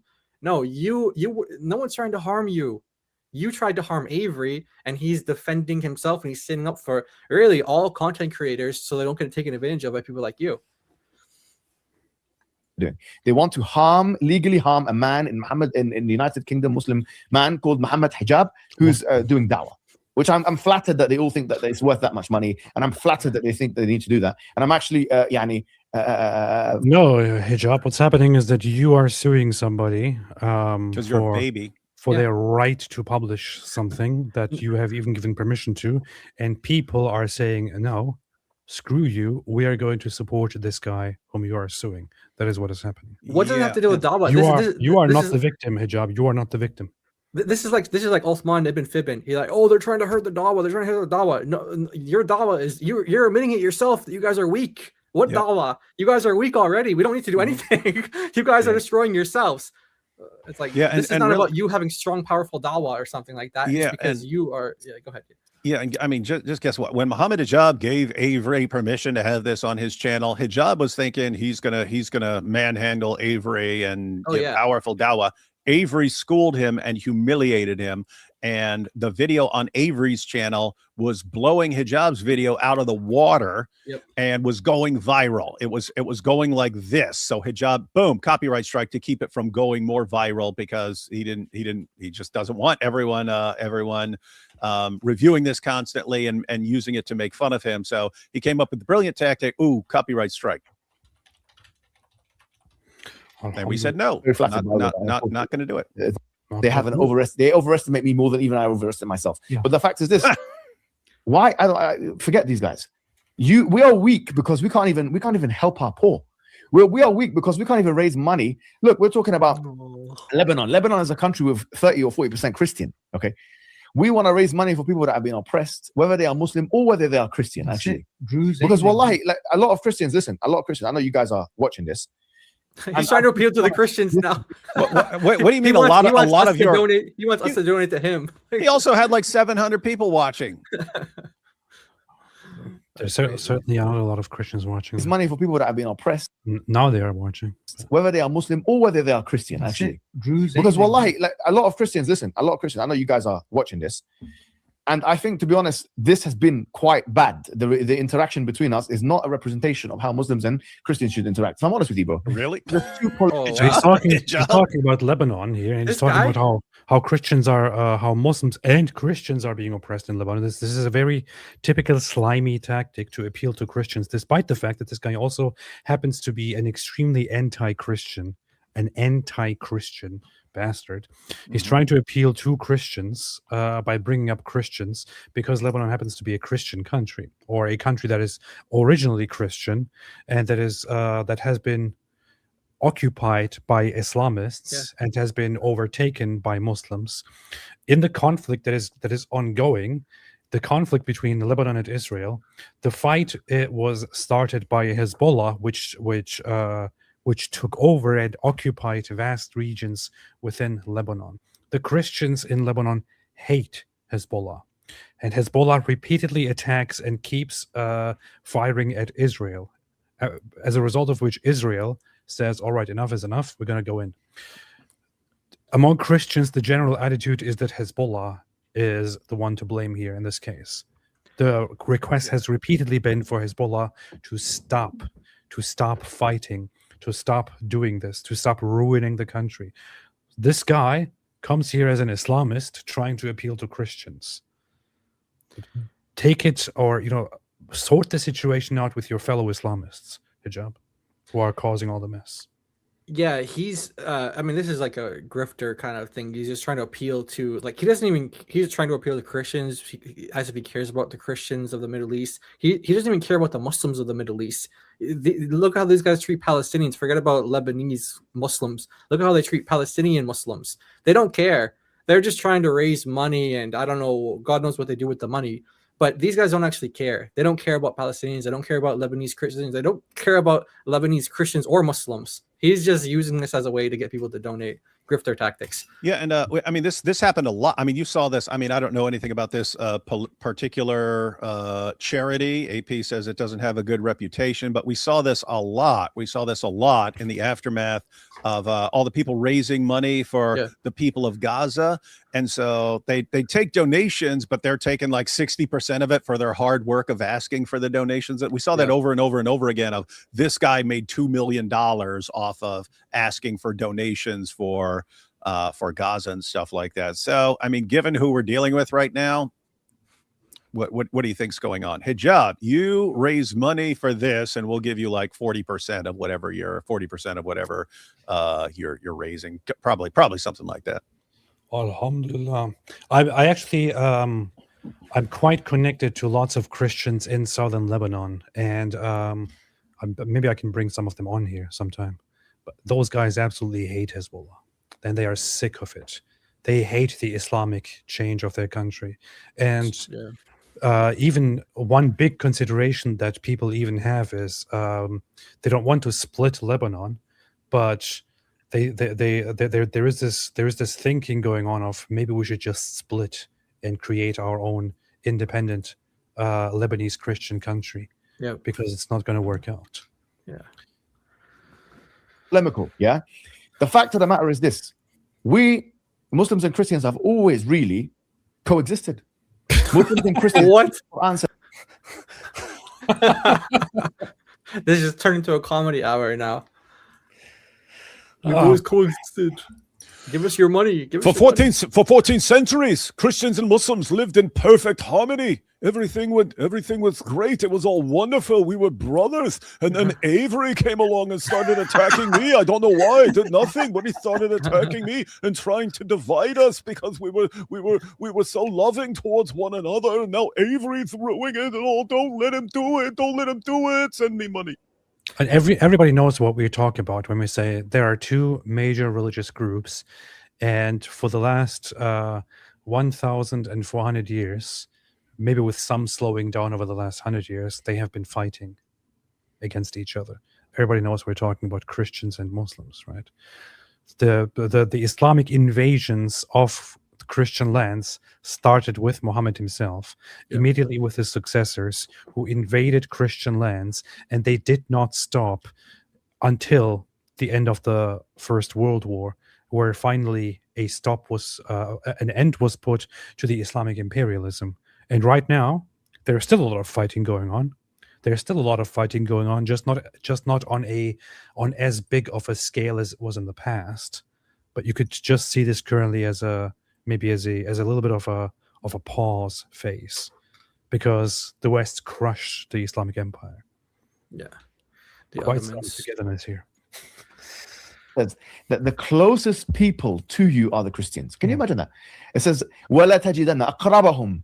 Yeah, that's what the Quran said before Muhammad started realizing that Christians don't want him either. Yeah, then they became the worst of all creatures. Yeah.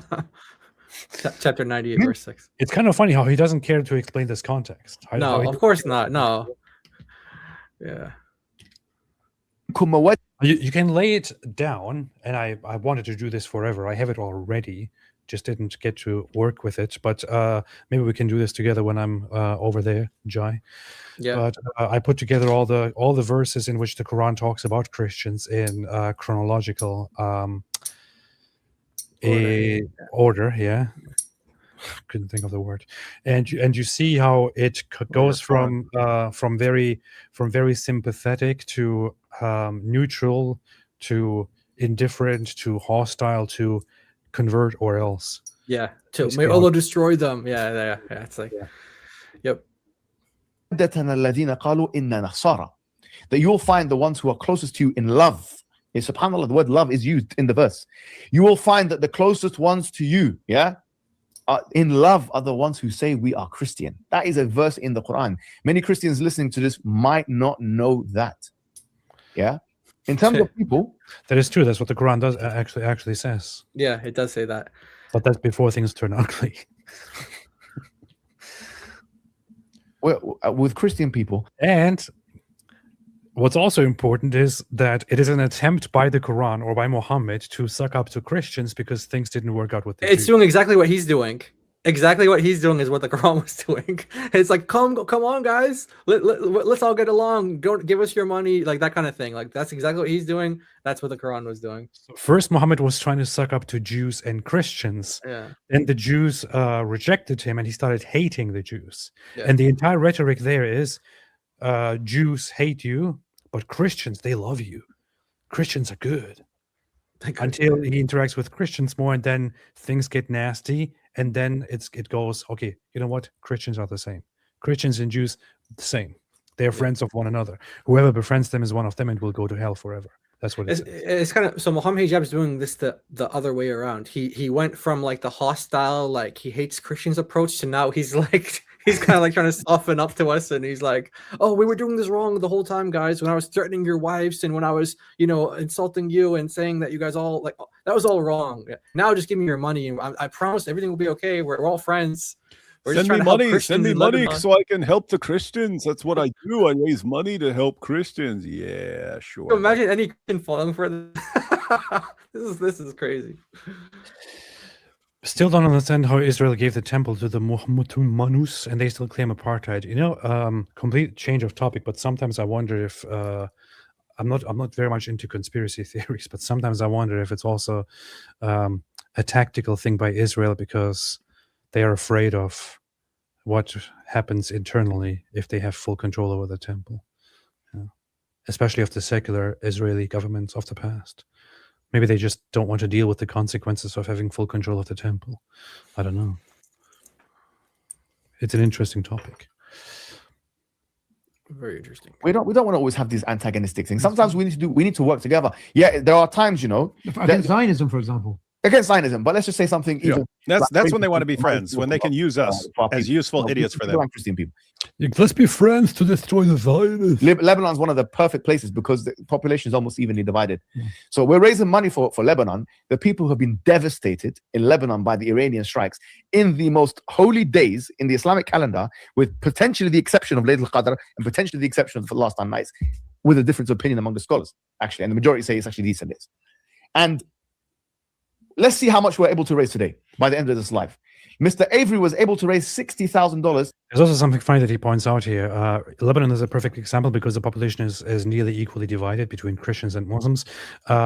Before that happened, Lebanon was considered the Switzerland of the Middle East. Yeah. It was Beirut was considered the Paris of the Middle East, which had a different meaning back in the day because Paris was actually a good place back in the day. Now Paris is not the Paris of Paris. yeah. So that actually had a good meaning back then, not to be confused with Paris today. Yeah. But it was considered a blooming, wonderful place in the Middle East. It was ranking very, very highly. It was a desirable place. Right now, in terms of quality of life, Lebanon ranks somewhere at the very bottom of all countries in the world combined.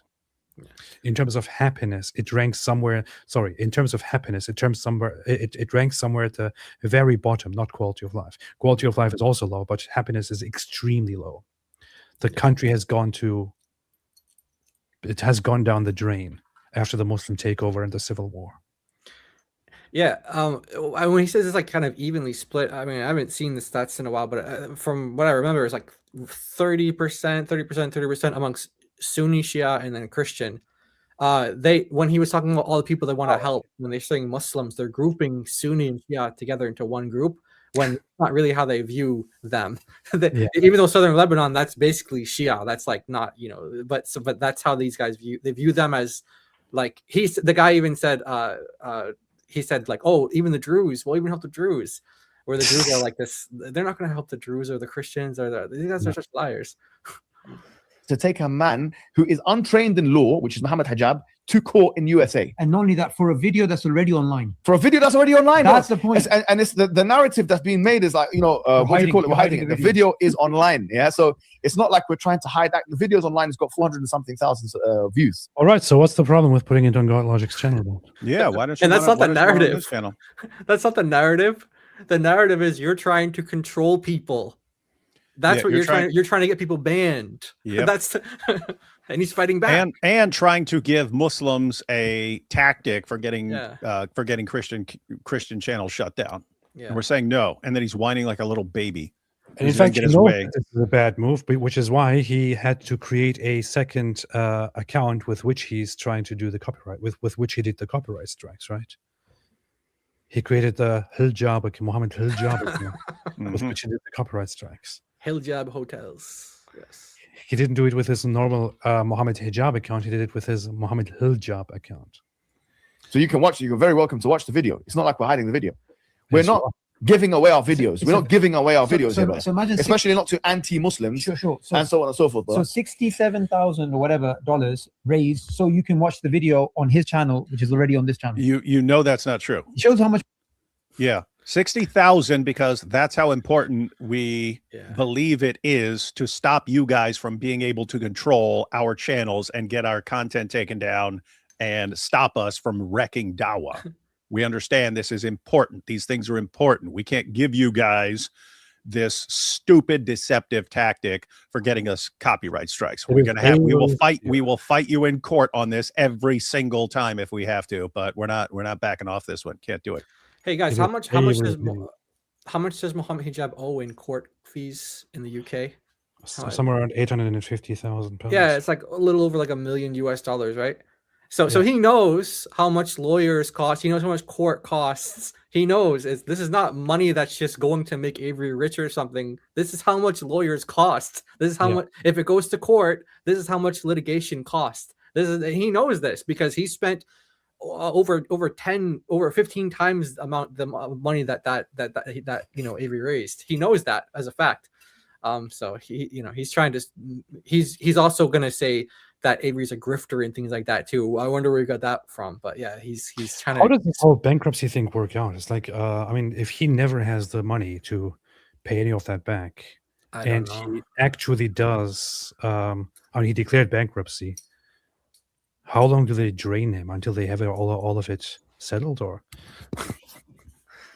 Don't know. Nobody knows. That's the UK. Why do you think we would know this? Yeah, we're not trained in UK law, much less federal law. Well, not just that. Imagine what he should give that money to the Lebanese. Bro, he should give that. Look, poor people, bro. Instead of grifting, instead of taking the money and putting your, we want to see receipts. Use it. Yes, use it for hotel wives. Use it for hotel wives. The funny irony of this is that it's literally Mohammed Hijab himself. Yeah.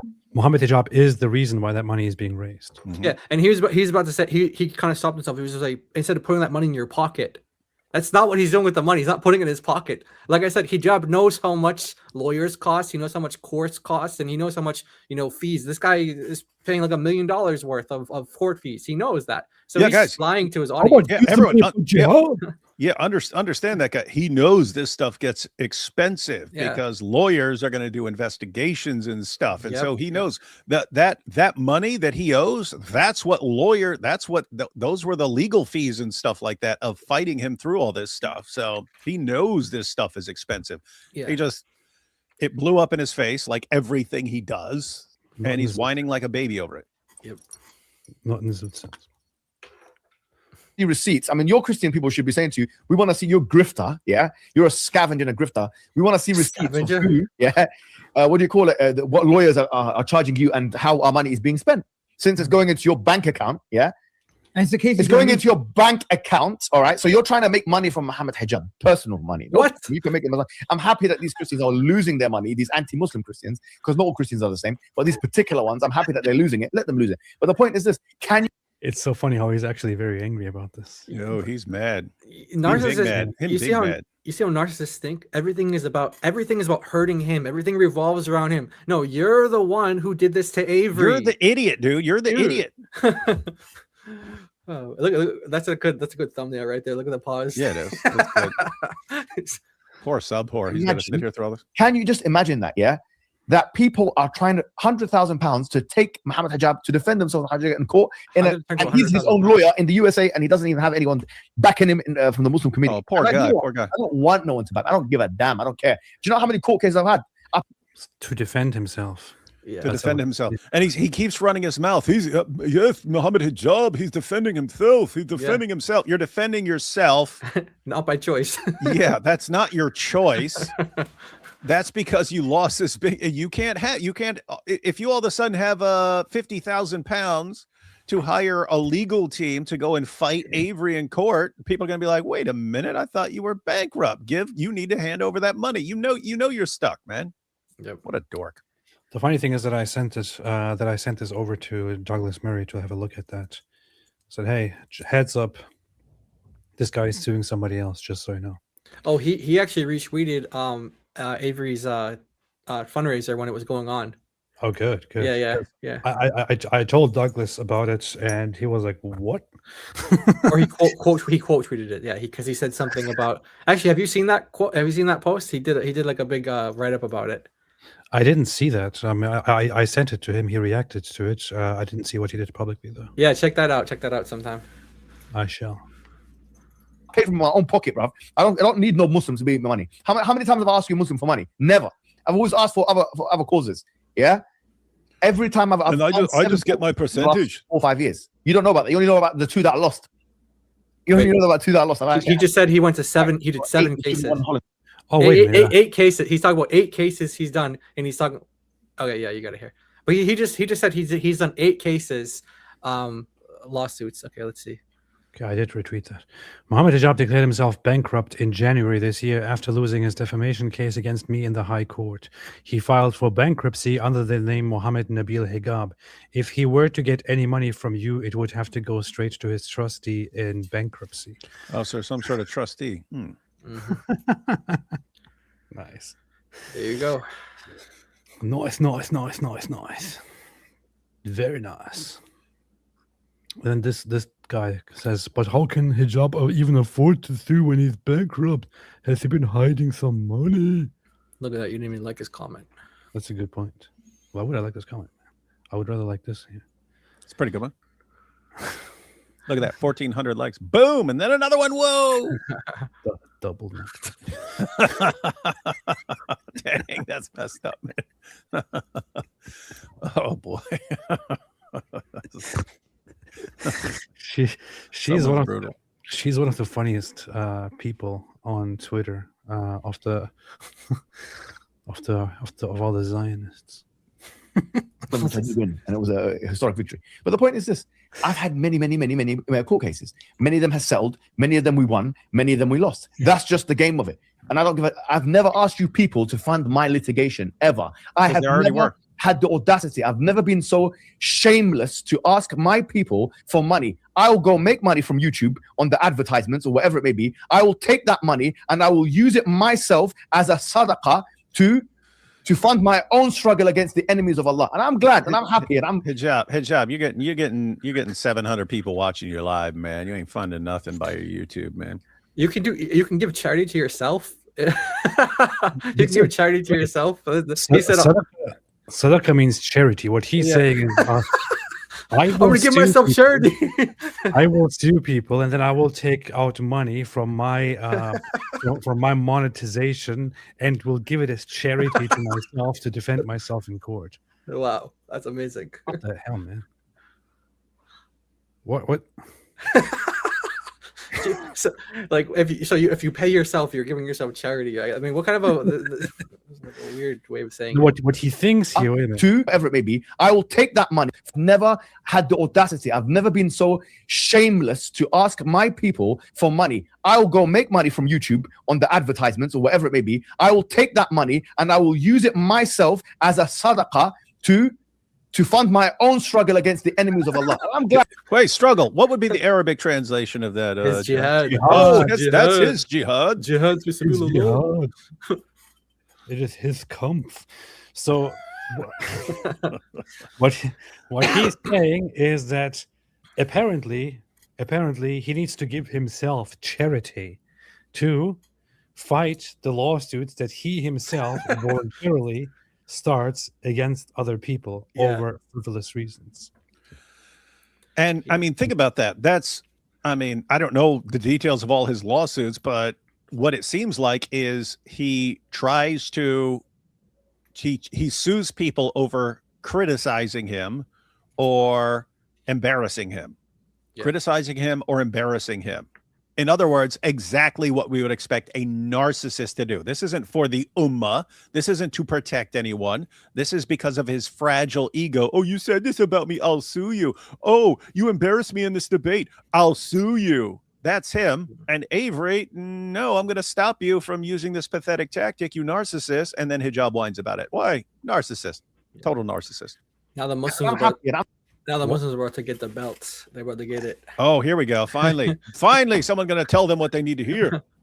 I'm very proud of the fact that all my enemies are the biggest enemies of Allah, the biggest enemies of Islam, the biggest enemies of the Muslims. I am glad and I'm proud to Allah subhanahu wa ta'ala that Douglas Murray is my enemy, that David Wood is my enemy. These people. Hey, shout out.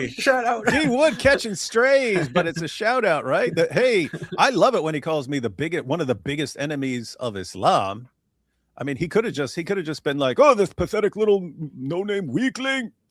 But instead, the biggest enemies and destroyers of Islam are coming after me. To be fair, I mean, he did call me that too, and I was actually kind of surprised by that because it doesn't go very well with his regular attitude of trying to minimize and insult and belittle his opponents. Mm-hmm. But he did directly say that you and I are the greatest enemies of Allah. Enemies of Allah or something like that. Hey, Hijab, little life lesson, buddy, man. We got a saying over here. Don't start nothing, won't be nothing. That's right. That's right. It's on you, buddy. My enemies, yeah. I'm glad that these people hate me enough to try and damage me. What do you call it? Douglas Murray and The Spectator essentially paying £1 million to try and take me down. And now these other guys from another country, 100,000. Oh, no, pause that right there. Think what he just said. I mean, again, like absolute narcissists. They spent £1 million to try to take me down. Yeah. No, they did? you sued these guys in order to control what a newspaper and what a journalist can say about you. Yep. And they said, no, we're not going to let this guy we're not going to back down if this guy sues us and all of a sudden we won't say anything about him because we're scared because he'll sue us.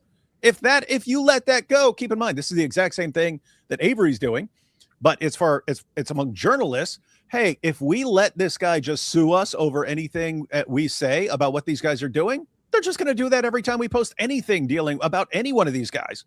And they'll just sue us. They'll smell weakness and say, oh, the Spectator and Douglas Murray will instantly back down and settle out of court every single time they post anything, which means what? They're never going to criticize us again. They're never going to say a word. Hijab could go down the street saying, I'm going to slaughter you all in the name of Allah. And they wouldn't post about it because they'd be worried about being sued. That's what would happen if they backed down. So he tries to control what journalists can say and report on, and they say no and defeat him. And they spend £1 million to try and shut down my powerful dawah. You are scum, dude. You're scum. Glad you read that hadith. Rubbish. Scum and rubbish. And the Muslim community, I'm not asking you to make me rich. And I'll tell you what, I'm telling you this for free. I am not rich. You guys know You're that officially I'm bankrupt, right? By the way, I'm still a council property tenant. By the way, I still live in a council house, in the government-funded house. I don't own anything to my name. Try and find something to my name. I have nothing. Yeah, because I've given it all away. Yeah, I've given every single thing away. Either to You remember what he told Daniel? What he told Daniel about the wives? He said that. Yeah. You remember that, AP? He was talking to Daniel, and Daniel is explaining to him how in the U.S., if you get married and then you divorce the woman, she's going to take half your stuff. And Hijab's like, what? That makes no sense. You're the one earning the money. You should just pay her a little bit of money. And he's like, no, they're going to take half your stuff. And he goes, well, then you should hide it. You should hide it. Make sure other people have it, and that way they can't come for it. And then you see him. What? I've given it all away to who? Your buddies? Your buddies to hold for you? Come on, man. The thing is, this doesn't make sense because if my memory serves me right, a long time ago, he said in some other live stream or video that he lives a comfortable life and he's wealthy or something like that. Well, that was before he got bankrupt, probably. Yeah, all right, that's true. Yeah, or causes or the dawah itself. I can assure you that I've given every single thing away. I'm not asking you to do what I did. I'm asking you to do just 1% of that. You've got a link. People are dying. SubhanAllah. You can't even bring it to yourself to give money to these people on these days, on these special days. And these guys are paying £100 million, £100,000 just to take me out. Notice what's happening. To take him out. There's not to defend themselves. It's to take him out. Notice how he's leading this charity here. So he's asking for money for this charity, and this is how he starts out. He starts by attacking and humiliating and insulting all the Muslims, and thereby asking them to donate to the charity. It's not even that the charity started and nobody donated to it and all that. This is how he starts out the charity. It's like, oh, you people, you don't even do anything. You're sick. This is how he asks for money for charity. Yeah. Do 1% of what I did. You're pathetic. You guys, like, this is how he talks to his people. And instead of that, let's talk about istighath. Let's talk about Ash'ari Maturidi. Let's talk about Athari Salafi. Is he Salafi enough for you? Let's talk about the gender debate. Let's kill each other. Let the Muslims fight and kill each other more. And then these guys are going to do the same thing to us. No, we're not. We're not going to. What are you talking? We have no plans of that. What do you mean, these guys? These guys you were just talking about? So, David, do you have plans to destroy? Well, I mean, not physically. That's what he's saying. You're like physically destroying, killing people. Yeah, we're here to destroy dawah. Yeah, Wow. That's it. No one's trying to hurt you, dude. Wallahi, do you know what? The far right have a point. That's how far I'm going to go. You guys, wallahi, the most... They have a point about you. They're right about you. And Muhammad was right about you when he called you scum and rubbish. Correct. They have a point. Yes, Muhammad. Prophet Muhammad agrees with the far right about us. Look at his face, man. And poor Subhor, he's just stoic the entire time. Yeah, he's like, what am I supposed to be doing, guys? Someone tell me what I'm supposed to do.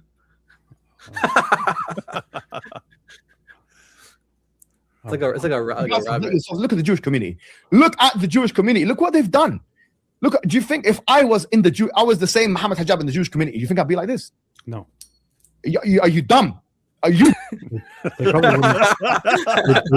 They probably wouldn't I'd be tolerate. rich. Probably wouldn't tolerate somebody they like wouldn't. you anyway. Are you dumb, stupid, or dumb? Huh? I'm very, very sure, knowing the Jewish community, they probably wouldn't have somebody like you. If they did have, they wouldn't tolerate you. They would generally push you away and push you out and not have you in their circles. Just look at Rabbi Shmuley. Dumb to think that. If I was Muhammad Hijab with the clout that I have and the influence that I have, yeah, and I was a Jew in the Jewish community, do you know how they take care of me? Do you know how I would be taken care of? Yeah? Do you think that I would have to be funding my own litigation? Do you think that I would have to be doing my own thing? Do you think that I'd be bankrupt? Do you think that I wouldn't have backing? Do you not think that someone like Douglas Murray, who Netanyahu himself came out and he said, Netanyahu himself, he said, we need to take over TikTok, and we made a video about that. And he said Douglas Murray, and he was praising Douglas Murray. Do you not think he's got a hand to play? Do you not think Elon Musk, by the way, which I'll expose what he said about me? Mohammed Hijab wishes he was a Jew. Expose it, because what he private communicated to me all those threats. Oh, he's still saying that? Yeah. He's still saying Elon Musk threatened him. I thought that was about the whole hotel scandal. It was. It obviously was. It obviously was. He's going to go further into it now. Who Elon Musk himself, and you think it's a lie? Wallahi, it's not a lie. You've seen it. Yeah. Have you seen it or not? Okay, wallahi is not a lie. And the only when Muslims say wallahi, are we supposed to believe them? Is that something we're supposed to believe? Yeah, now? they don't lie, guys. They don't lie. If they lie on the Muslim all the time. Yes. Subhor, do you confirm? Wallahi, then he's telling the truth. It has to be it has to sound like full. It has to has to be very full in order to be true. So if he goes like wallahi, then it's true. Then you know. Also on the strength of the wallahi, the truthfulness of it depends on how powerful you say it. Just so you know. And I even have it all documented, blah blah blah. You sent it to a few people. And then the next week, Elon Musk came out. He didn't mention my name, but he said, you know what, Tommy Robinson's got a a court case. Didn't he say that? And he said, in that court case, I'm gonna fund him. He didn't. The court case was against me.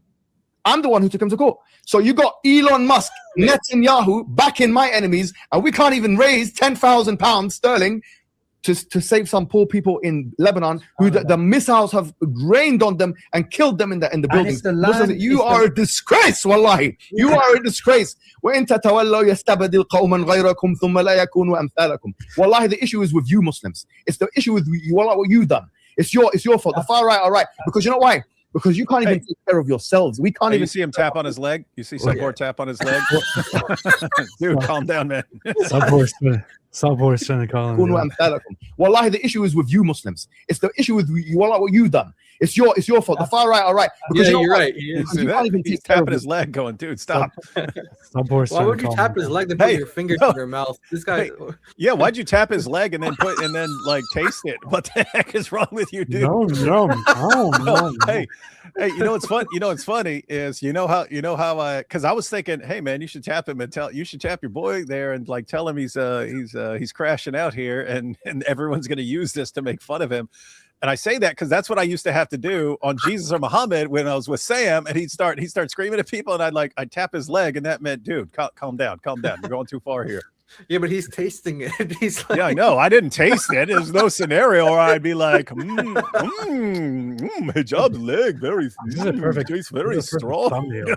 It's a perfect thumbnail. It's the perfect meme. Look at that. Ourselves, we can't even take care of our own house. The Muslims, I'm not here to attack the Christians today, and I'm not here to attack the atheists. You know what my attack is upon? The Muslims, because they deserve it the most. You guys have the Quran. That's a clip right there. You guys have the Prophet Muhammad sallallahu alaihi wasallam. You are the failures. You are all the failures. Wallahi, Muhammad said they would be. You are karutha'i sail. You are the ones who are froth. What have you done for the ummah? What have you done for anybody? You can't even raise money. What have you done? What did your daddy done? What did you do? And what did your daddy done? You hillbilly rednecks. Bunch of hillbilly rednecks. Hillbilly redneck. What have you done?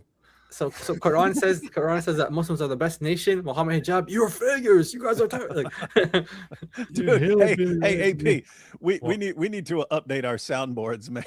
Oh yeah, this is good clips right here. We need to update our soundboards, man. This what is good have stuff. You done? What have you done? This reminds me of this here. Sorry, I'm online, kind of- and Yeah. and Alex Jones responded to that. identical works. I think this is Oh, this is not the clip.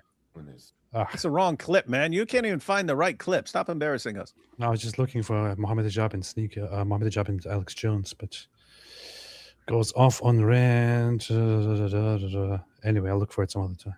For the poorest of the poor. Why are our people the ones getting bombed the most? Why are our people getting killed the most? Why are our communities getting humiliated the most?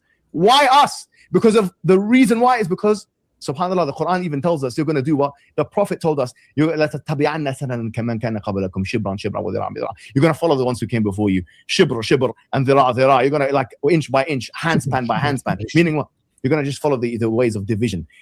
This is how retarded Muslim preachers are generally.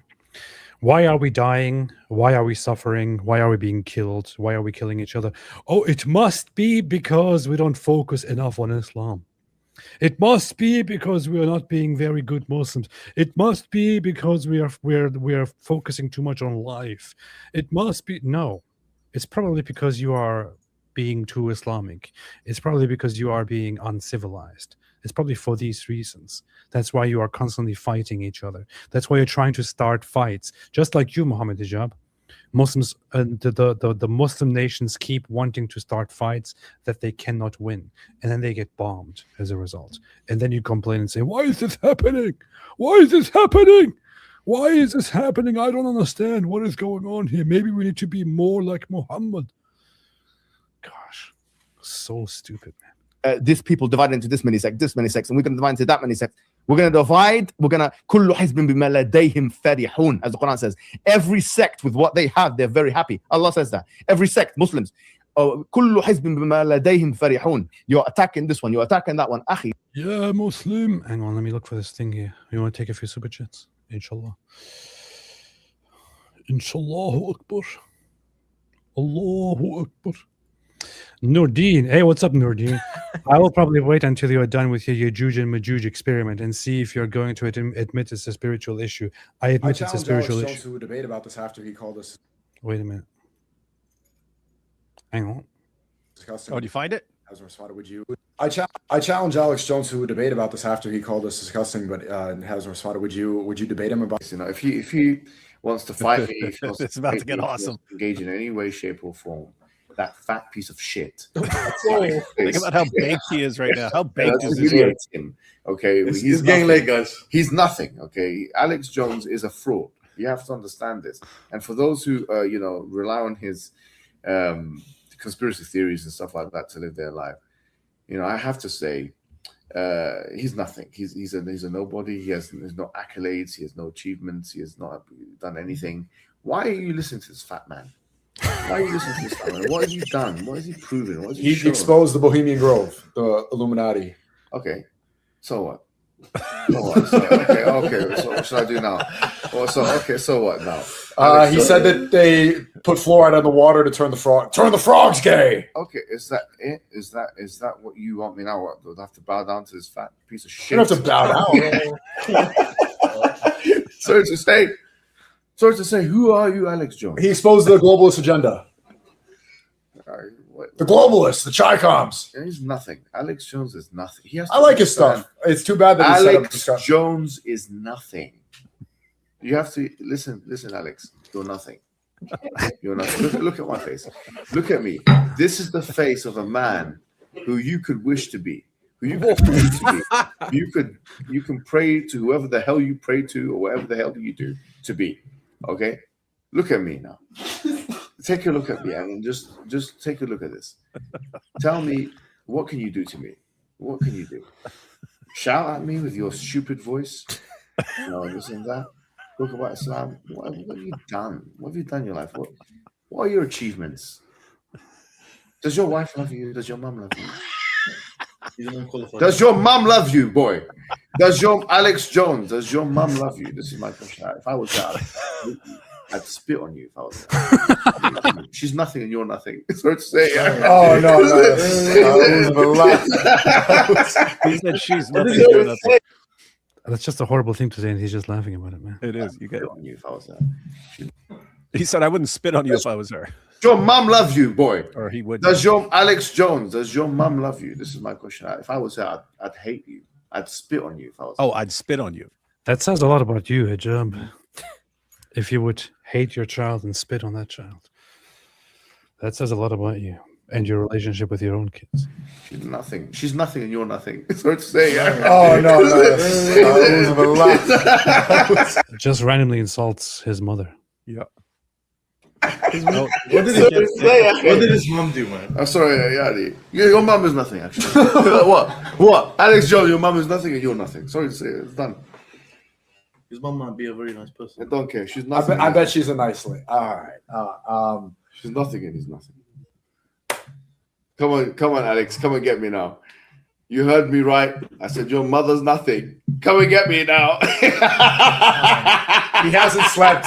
He's sleeping. They're making excuses for it. Everyone always makes excuses. 3:28 a.m. It's 3:28. Huh? Your mother. Oh my God. Come on, Alex. Yeah.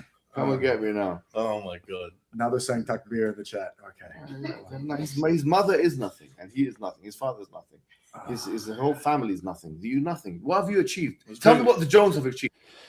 I just want to ask Sneeko a question here, which is like, I mean, do you realize at some point when you hang around with this guy and these guys, do you realize at some point, hey, this is these are really, really bad behaviors and really bad qualities and really ill-willed, really not qualities and not behaviors that you would associate with good people, right? This guy sitting here over a little feud over Alex Jones calling it disgusting what he said, and this guy then in response attacking Alex Jones, attacking his wife, attacking his mother, attacking his father, who have no involvement in the situation at all, insulting them, belittling them, calling them nothing, saying I would spit on you if I was your mother. At what point, Sneeko, do you realize that you are surrounded with terrible people who are not good people at all, man? Not good people at all. At what point do you realize that? I want to know what the Jones family has achieved in Oklahoma, you hillbilly, you redneck. What have you achieved, you hillbilly, you redneck? What have you achieved? You know what you should have done when you went? Whoa. He is baked. What have you achieved, hillbilly? What have you achieved, redneck? What have you achieved? What? What has the Jones family achieved? What has the Jones family achieved? Tell me one accolade that your dad done. Tell me one thing that your dad done. What did he? You hear someone laughing in the background. I bet that's the Warner. That's probably Warner. That's probably the Warner in the Probably. Somebody's making sounds like Warner. Yeah, Warner likes to watch. We know. Yeah, he's probably there laughing. What did your hillbilly father achieve? Tell me what he achieved. Tell me what that redneck achieved. Huh? Talk about Islam. Get out of here, you hillbilly. You fat shit hillbilly. Get out of here. Well, man. I don't think he talked about Islam. He just said that we're disgusting for our beliefs of age of marriage. Okay? I don't think he said we're disgusting. Islam is disgusting. He said we're disgusting. Was he calling Islam a cancer? Is that that what he said? He said disgusting people. Have you got the right person? People? Yeah, disgusting people, bruv. What have the Jones done? Tell me what the Jones has done. Tell me what Mrs. Jones has done. Tell me what Mr. Jones has done. The hillbilly Jones done. Great weather. He called us You know cancer. you know what you should have done? You should have gone to Bohemian Grove and bloody worship the devil with them, bro, because they would have given you some life opportunities. You should have gone with them. You got nothing. Wow, that's his dawah, calling people to worship the devil. Wow. Oh, man. That's his dawah. So you cut the video where it gets very interesting, actually, where you start singing and then completely losing it. All right. hey, they'd have more. If he had made the same video now, he'd have more to whine about because Alex Jones did the entire Zut video. Oh, yeah. He shared the story of Mohammed and Al Zut. That's right. That was classic. That's right. That's right. That's right. That's right. Does your wife love you? Does your mom? You achieved. I want to know what the Jones family. You looking for the part where he sings, man? Is that what you're doing? What? Shit, help me. Mrs. Jones has done. Great weather. I'm giving you some life opportunities. It's the same. Ah, come it's the on, same ending, man. It ends here You're again. not gonna be searching videos for 3 hours, man. I'm gonna be searching videos now. I'll spend the rest of this live stream searching a video and looking for the right video. I think I recently clipped it when he sang because he did the thing with IP. He started singing the Mrs. Jones song, so I clipped it recently. So if you see that, I clipped it recently, but I don't know if it has the part you're looking for. Just it's him singing and like laughing and stuff. Oh yeah, just losing it laughing. Yeah. And then Sneako's like, okay, we're gonna end the stream now, guys. Yes, that's what I mean. Yeah, that's I got that clip somewhere. That's exactly what I mean. Yeah. Where Sneako realized, okay, this is getting too much now. Yeah. I got that on there.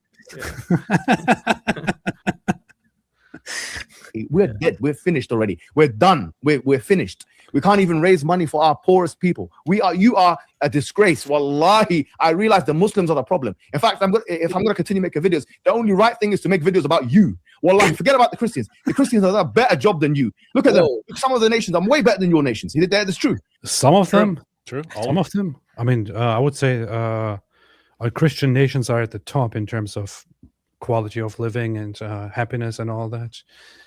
Christian nations are significantly better than Muslim nations, which totally suck. So, and all these guys agree, which is why they want to run to Christian majority nations and so on. Hillbilly redneck. Tell me more, Alex Jones, about your mom. Oh, I found it. Okay, I found it. You got the song now? I think so. If this is the one that Jai, you should. Oh yeah, not the first time he sang that song. Yeah, that's it. Yeah. Wait, let me download it and play it. Okay. For some reason, it's low volume one. We're gonna have a good time. It's low T. What the hell? I downloaded the wrong video, man. Okay. You do a great job with your live streams. The way they feed the poor is better than what? Look at the Jews. They've come together better than you. And that's the one that Allah says about them. Oh, yeah, that's exactly what it says. Yeah. Tell me more, Alex Jones, about your mom. All right. I want to know more about that, Mrs. Jones. I just want to know about Mrs. Jones. Mrs. Mia, Mrs. Jones.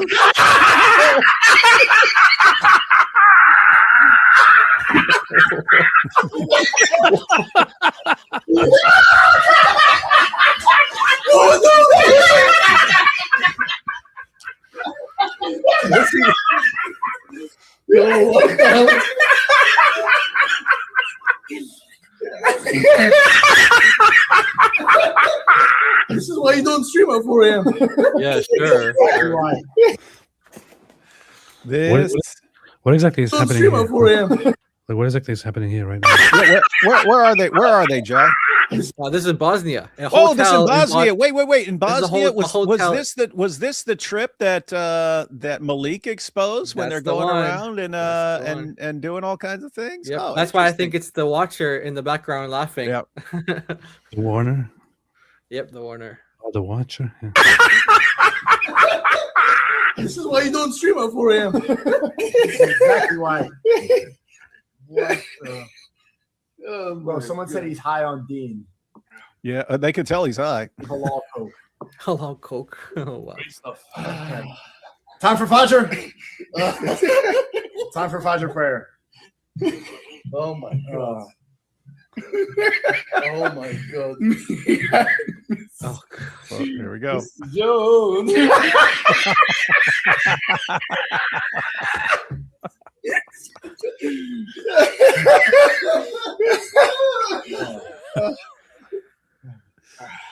Oh my god. Oh my Allah. Okay. Well, hope you enjoyed the stream.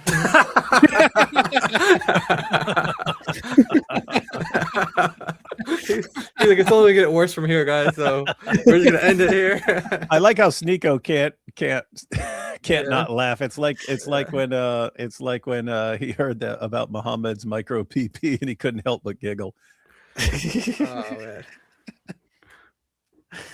man. Oh man, this is the final boss, ladies and gentlemen. This is the final boss Final of boss. Dawa. This is the champ. This is the champ.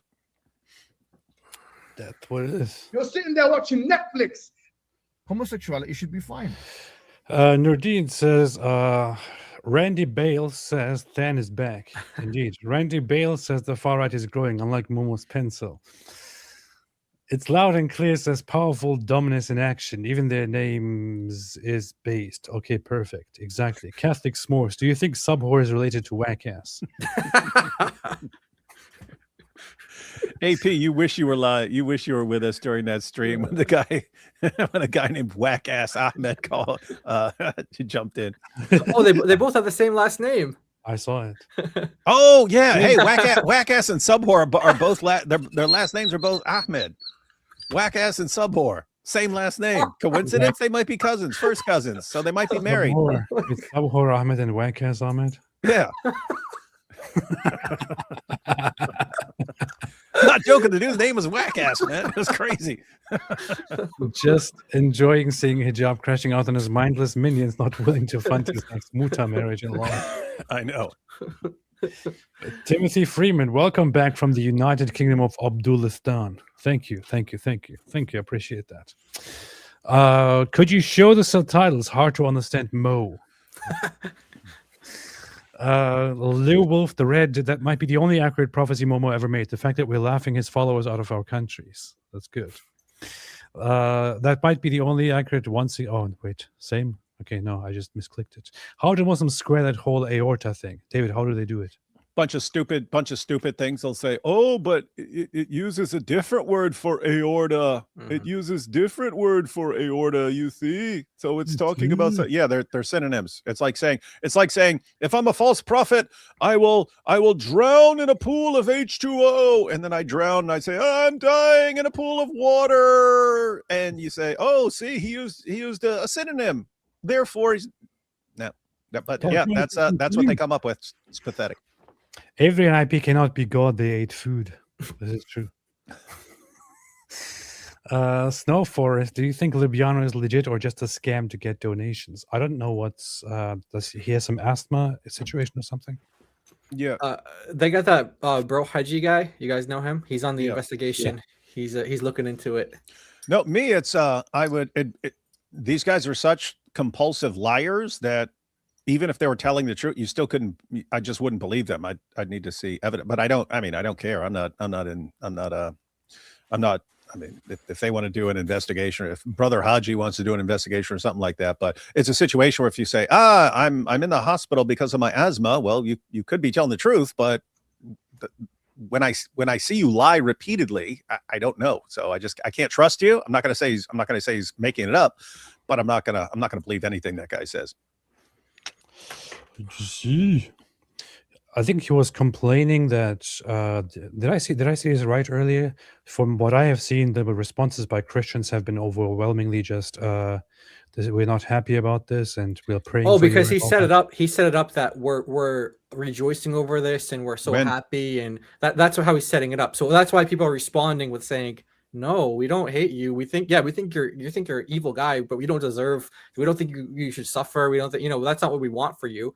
We want you to, repent and come to Jesus. That's what we're asking. That's what we're hoping for. We're not saying, oh, we hope this guy gets, he suffers and he can't breathe. And no one's wishing that. We're not wishing that on him. And by the way, that is coming from the same guy who wishes nothing but harm upon us and upon the enemies of Islam. I am not a fan of Scamoon, but he had a reaction to Scamoon where he was hoping for his death and was Allah. Even with Chris, who's like super nice guy, he doesn't do the stuff the rest of us do when these guys cross lines. But he started talking about Chris being consciously edited out of existence and so on. Yeah. Demonosov, Epi, do you know about Allah's motherhood? Oh, you're gonna watch that clip. I'll make a video about that. That was awesome. That's one of the best things that happened this year, man. Yeah. What happened? Oh, so I'll give you the quick rundown. Cora was debating for Christian women, and Christina was one of them. And she's one of the Muslims, the new Muslim TikTok Muslims, who are called the Fatherites, because they've been forced by the Islamic dilemma, pointing out what the Quran says about the previous scriptures, affirming them. Then one of the main responses is it's just a general confirmation, not every little single detail, but the general things. And so it's been pointed out to them, well, all over the place, Old Testament and New Testament, God is our Father, and therefore that's part of the general things that would be confirmed by the Quran. So this has forced them to say, okay, it must have been okay at that point to call God Father, because metaphorically he's similar to a father in that he's making things or something like that, or providing or something like that. But since Allah says not to call him father in any sense in the Quran, it was abrogated. So it was okay in Bible times, but abrogated in the Quran because it specifically says don't call him father. And so Christina brings up, she says, okay, so if it's just metaphorically, he's providing or something like that, and therefore you can call him father, can you call him mother?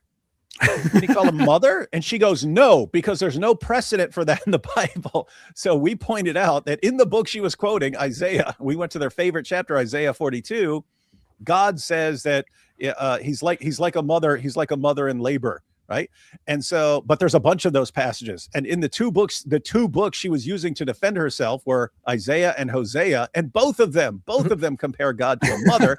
So we pointed out that, wait a minute. So it was, so God can be compared to a father and a mother. The Quran abrogates calling him father, but it doesn't abrogate calling him mother. Therefore, Allah's only mother now. And so we're gonna roll with that. Give birth to the mother rights. That is logically very, very good. So yep, that works out. That's funny. Take some notes, guys. That's how you ask for money and be a grifter. LOL. How are you guys doing? Tell AP I said hi. Oh, he's not even done yet. Hey, AP, Dawa Troll said hi. Okay.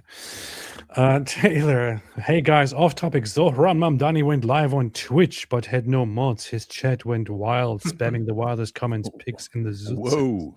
Really? I've never been on Twitch, so I don't know what that's like. You get banned like right away. Yeah. They have a very strict ban policy there. AP, your speech at Speaker's Corner was beast. Well done. And I'm glad your GoFundMe got the goal to didn't donate too much, but I threw some into that. Keep crushing the turds, AP. David Jai ROK2, I guess. You could say they're all right. Thank you. I appreciate that. I think I'm going to publish the video of that speech tomorrow, actually, on the channel here. It's already been posted, man. I have a better version of it. I'm going to publish it with better audio and visuals tomorrow. What if it's worse? What if it's actually worse? No, it's not. And I'll give it a better title too. But thank you. I appreciate that very, very much. Really, really appreciate that. Poor Shah Marshall. How hijab is still a Muslim is ridiculous. His arguments are so weak and has been proven wrong so many times. Surely it's just to save face. Well, he did tell me why he is a Muslim. When I asked him, he said that he's a Muslim because he'll probably die soon, and he wants to go to heaven. That's what he told me. He said he has a brain tumor and he'll probably die soon, and that he needs to go to heaven when he dies. That's what he told me when I asked him. Because I said to him, do you actually believe in this? It doesn't strike me as so. And so he said, well, I have a brain tumor, but don't tell anybody.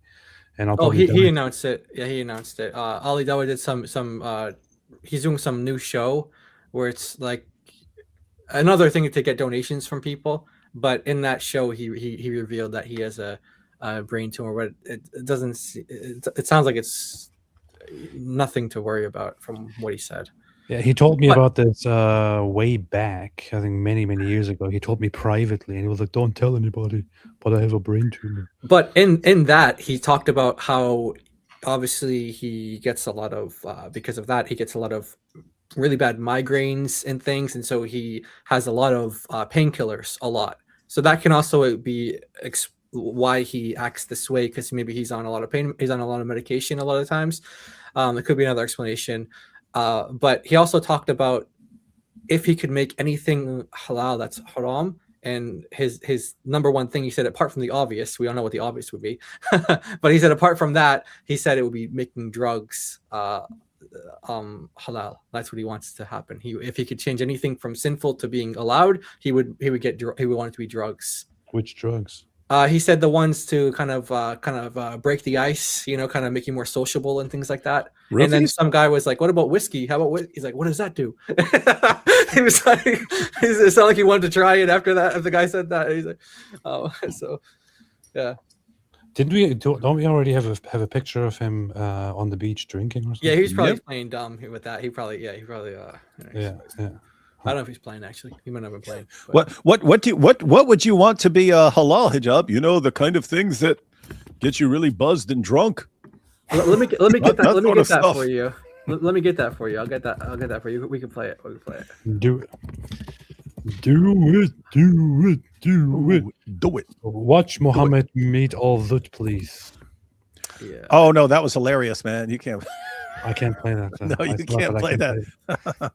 Yeah, guys, I watched that because someone was recommending that channel videos, 2 of the shorts yesterday, and then when I watched those, then a new one popped up, and it was the Zut. It was a skit about Al Zut.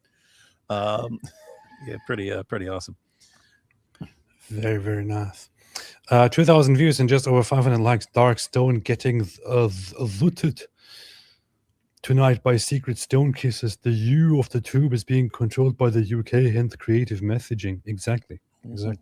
So therefore, like the stream. Speedrunner, Beavis and Butthead, Muslim edition. Gokudo, does Sub Whore ever say anything, or is he just Hijab's emotional support?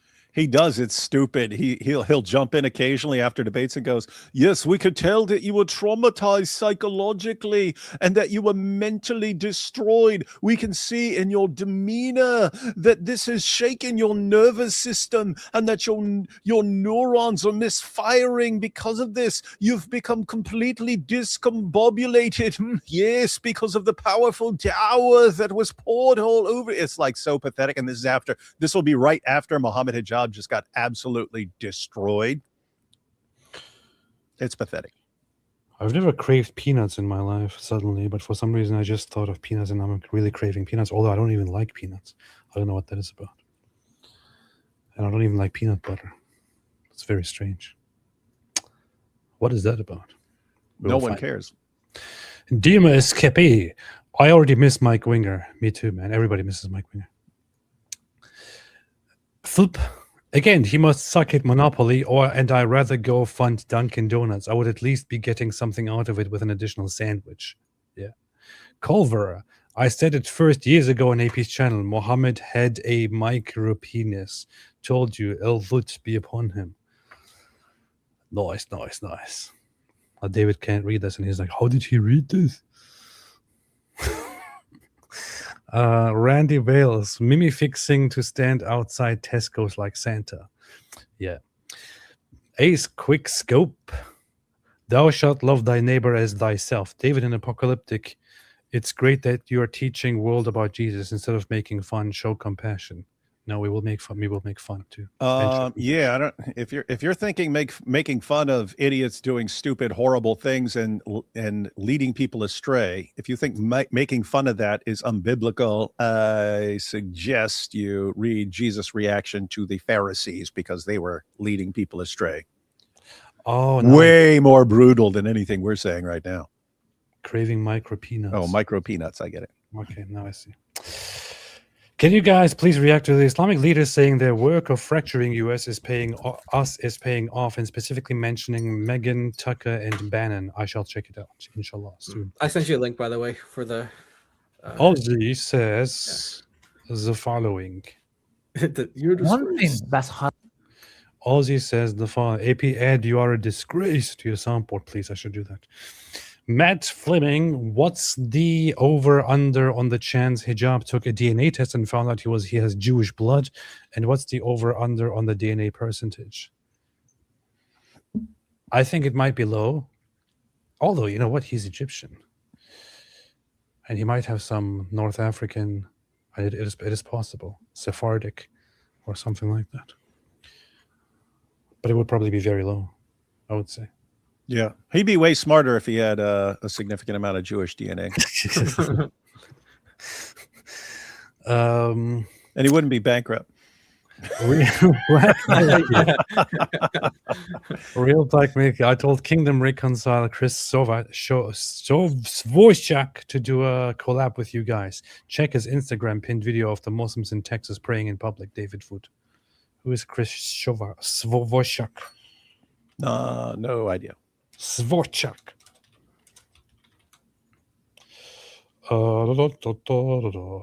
I'll check it out. Kingdom Reconcile, 65,000 followers. I only collaborate with people who have 1 million followers at minimum. I'll check it out. I'll check his page out. Songs of Relief. Hey, that's a good point. Hijab is single-handedly demolishing the Ummah. Has Alex Jones ever done that? What accolade? Oh. Yes, you couldn't destroy the Ummah. Only I could destroy the Ummah. You guys should watch Rob Pinion's Mohammed meet all this kid. Very funny. That's the one we were talking about. So it's Rob Pinion? Rob Pinion. Yeah, Rob Pinion, guys. You can check out his most recent short. It is pretty messed up. Do not watch it with your kids around. Don't. Songs of Relief. Hijab is in violation of net zero emissions goals. That's true. KB reacts. Orthodox Muslim is also scamming his followers. He needs is an inhaler for his asthma, and he's running with asthma like it's cancer to get donations. Well, there are different kinds of asthma. I'm not sure what kind of or different severities or degrees of asthma, as far as I know. Yeah, it's one of the top killers for young people, actually.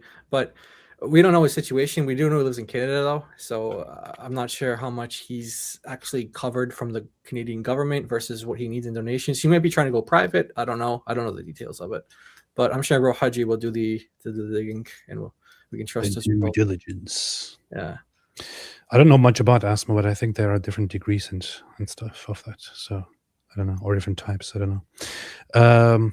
Jack Ray, this is your brain on drugs. This is your brain on Islam. This is your brain on drugs. It's gone. There's nothing there. That's funny. Jack Ray's funny. Unique Pets, a big question in Islam. Why wouldn't men also be covered? Because women need to be covered. Men don't have to do anything. When women are outside in the environment in 7th century Arabia, women can't just walk around outside by themselves and be seen. If a woman walks outside, she's fair game. Muslim men may approach her and harass her. That's literally what was happening in that time. So Omar, Muhammad's dear friend, said, hey, you know what? I want to look at these women. I want to look at women. I want to look at women and talk about how sexy they are. I want to go up to them. But Muhammad, Ya Rasulullah, your women should be covered so that I can avoid them, so that I can know that those are your wives. And then the ruling was extended to all women who are Muslims, eventually to separate the Muslim women who shall not be harassed from the non-Muslim women who may be harassed at will. That was the early context. Speedrunner, way too many gay videos from David Wood and AP this week. First Jay Dyer, now Hijab. What next? Stream the entire Nolan's Odyssey movie? I feel so vindicated. I've always hated Christopher Nolan movies, and now I see everyone making a huge fuss about the Odyssey movie. Now I feel very happy about that. I don't feel happy that somebody's messing up the Odyssey, but I feel happy. I'm happy that that Christopher Nolan is doing it, because I've always hated Did he make The Dark Knight? Yeah. That's one of the best comic book movies ever. I haven't watched it because I. So you're wrong. You're wrong. And people need to stop. People need to stop hating. People need to stop hating. They haven't even seen it yet. Might be awesome. But he did some of the dumbest movies, such as Interstellar, for example. Absolutely terrible, overrated movie. Never saw it, so I wouldn't know. And I'm not taking your word for it because you have terrible taste in movies.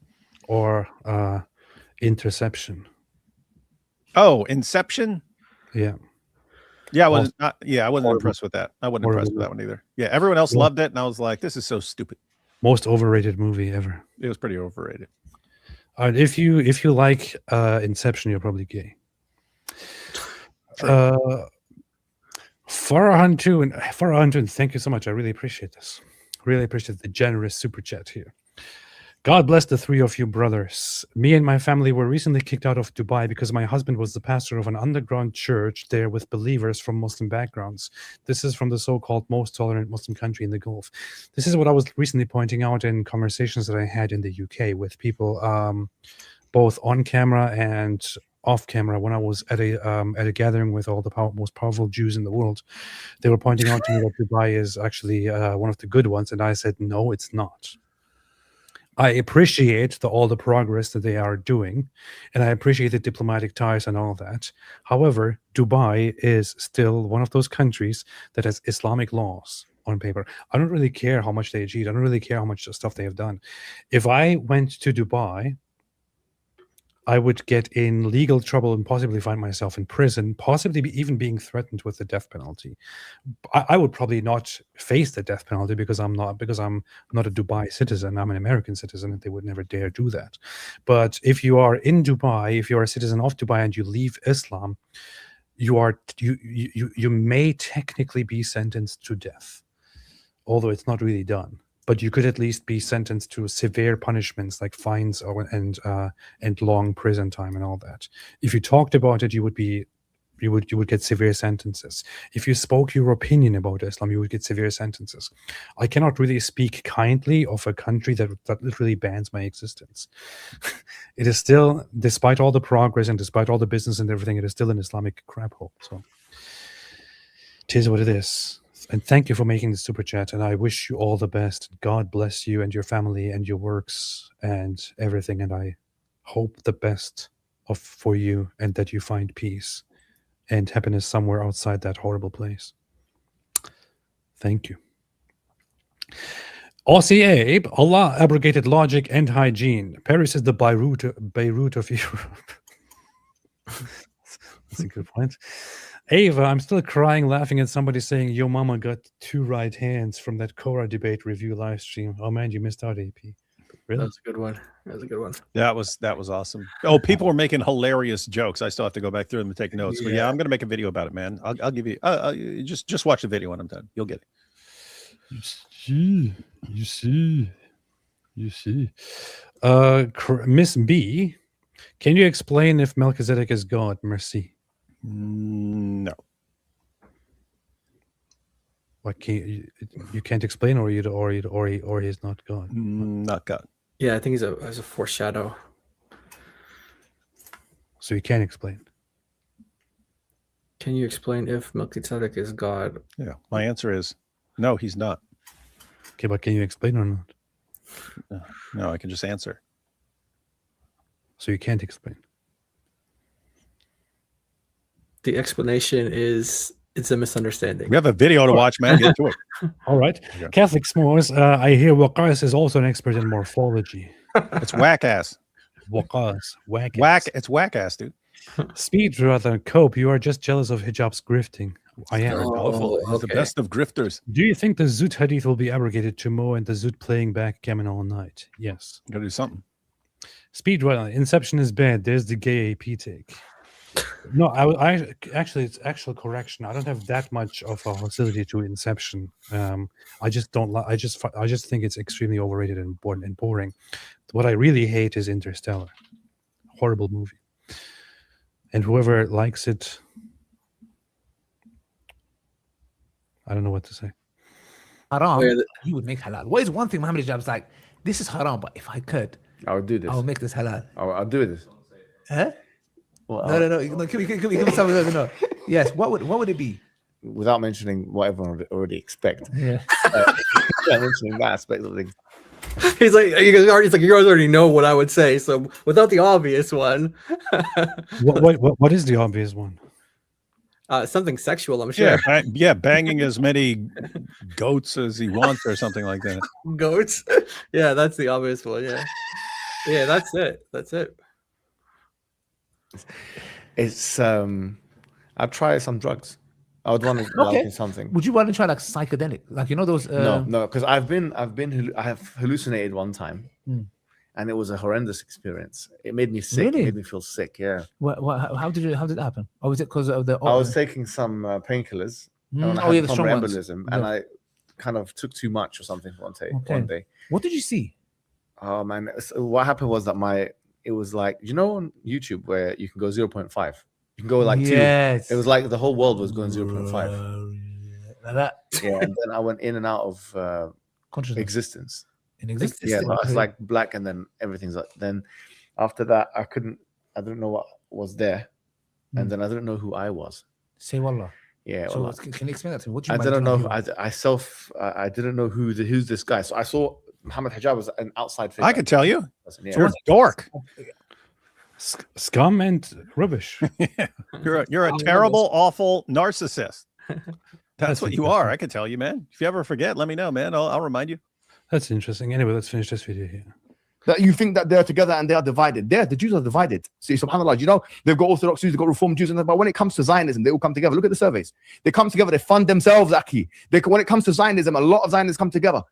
They've done so much of a better job. There's 10 million Jews in the world. Let's be honest. There's 10 million Muslims in Cairo itself alone. There's 20 million. Actually, there's 20 million. There's double the amount of Muslims in Cairo as a city than there is Jews in the entire world. And look at us, look at them. Yep. Let's be honest. Let's be real. Look how united we are. Look at how disunited and disgusting. Wallahi, let's be honest.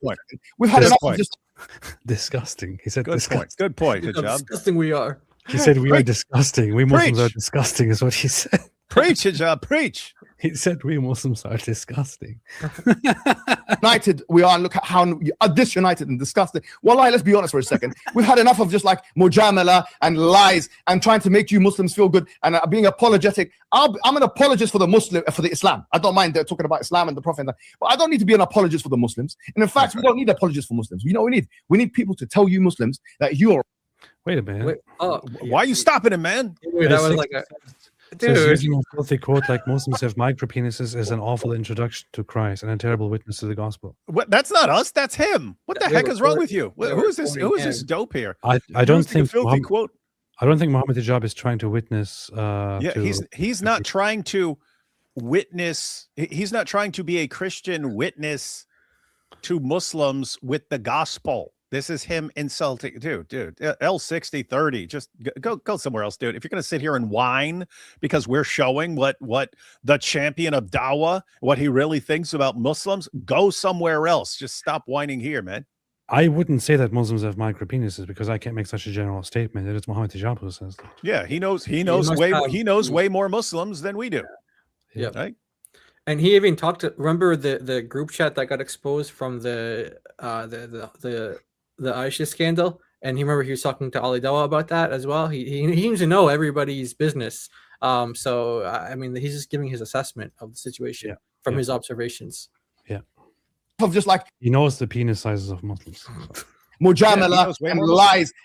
He knows it all. And trying to make you Muslims feel good and being apologetic. I'm an apologist for the Islam. I don't mind talking about Islam and the Prophet, but I don't need to be an apologist for the Muslims. And in fact, we don't need apologists for Muslims. You know what we need? We need people to tell you Muslims that you are wrong, that you guys are weak, that you guys don't back it. You're jealous of your fellow man. You don't want to see no one get good. When another guy gets anyway good, you destroy him. You put him down on the floor. Any guy, who do we have in our conservative community except that we've trampled him? We've trampled or humiliated him so that it doesn't do any good. So we can't have any great guys that are conservative and somewhat mainstream or whatever it may be. We can't have it because if we have it, then you're going to be upset about it and you're going to be jealous. And we've got to cater for your jealousy. Control your jealousy. Control your jealousy and know that the cause is greater than your damn jealousy. You're jealous. Yeah. A lot of the reason why a lot of people we're not getting what we need, why we don't have the power that we have is because you're jealousy. That's the problem. Weak. You need to Muslim. You Muslims are jealous. You Muslims are jealous of people like me. They're weak. You're jealous of everyone. Like me. You need me. You need villains like me. Control your jealousy. Enough is enough. Do you not see that this is a bigger issue at hand? Do you not see that we have bigger issues ahead? Jelena, anti-celibate movie. I'm banning you, Jelena. Yeah, banner. Well, I mean, what's crazy here is this entire video is jealousy, right? He's jealous of Christians supporting Avery in a heartbeat. He's jealous, man. He's jealous. That's true.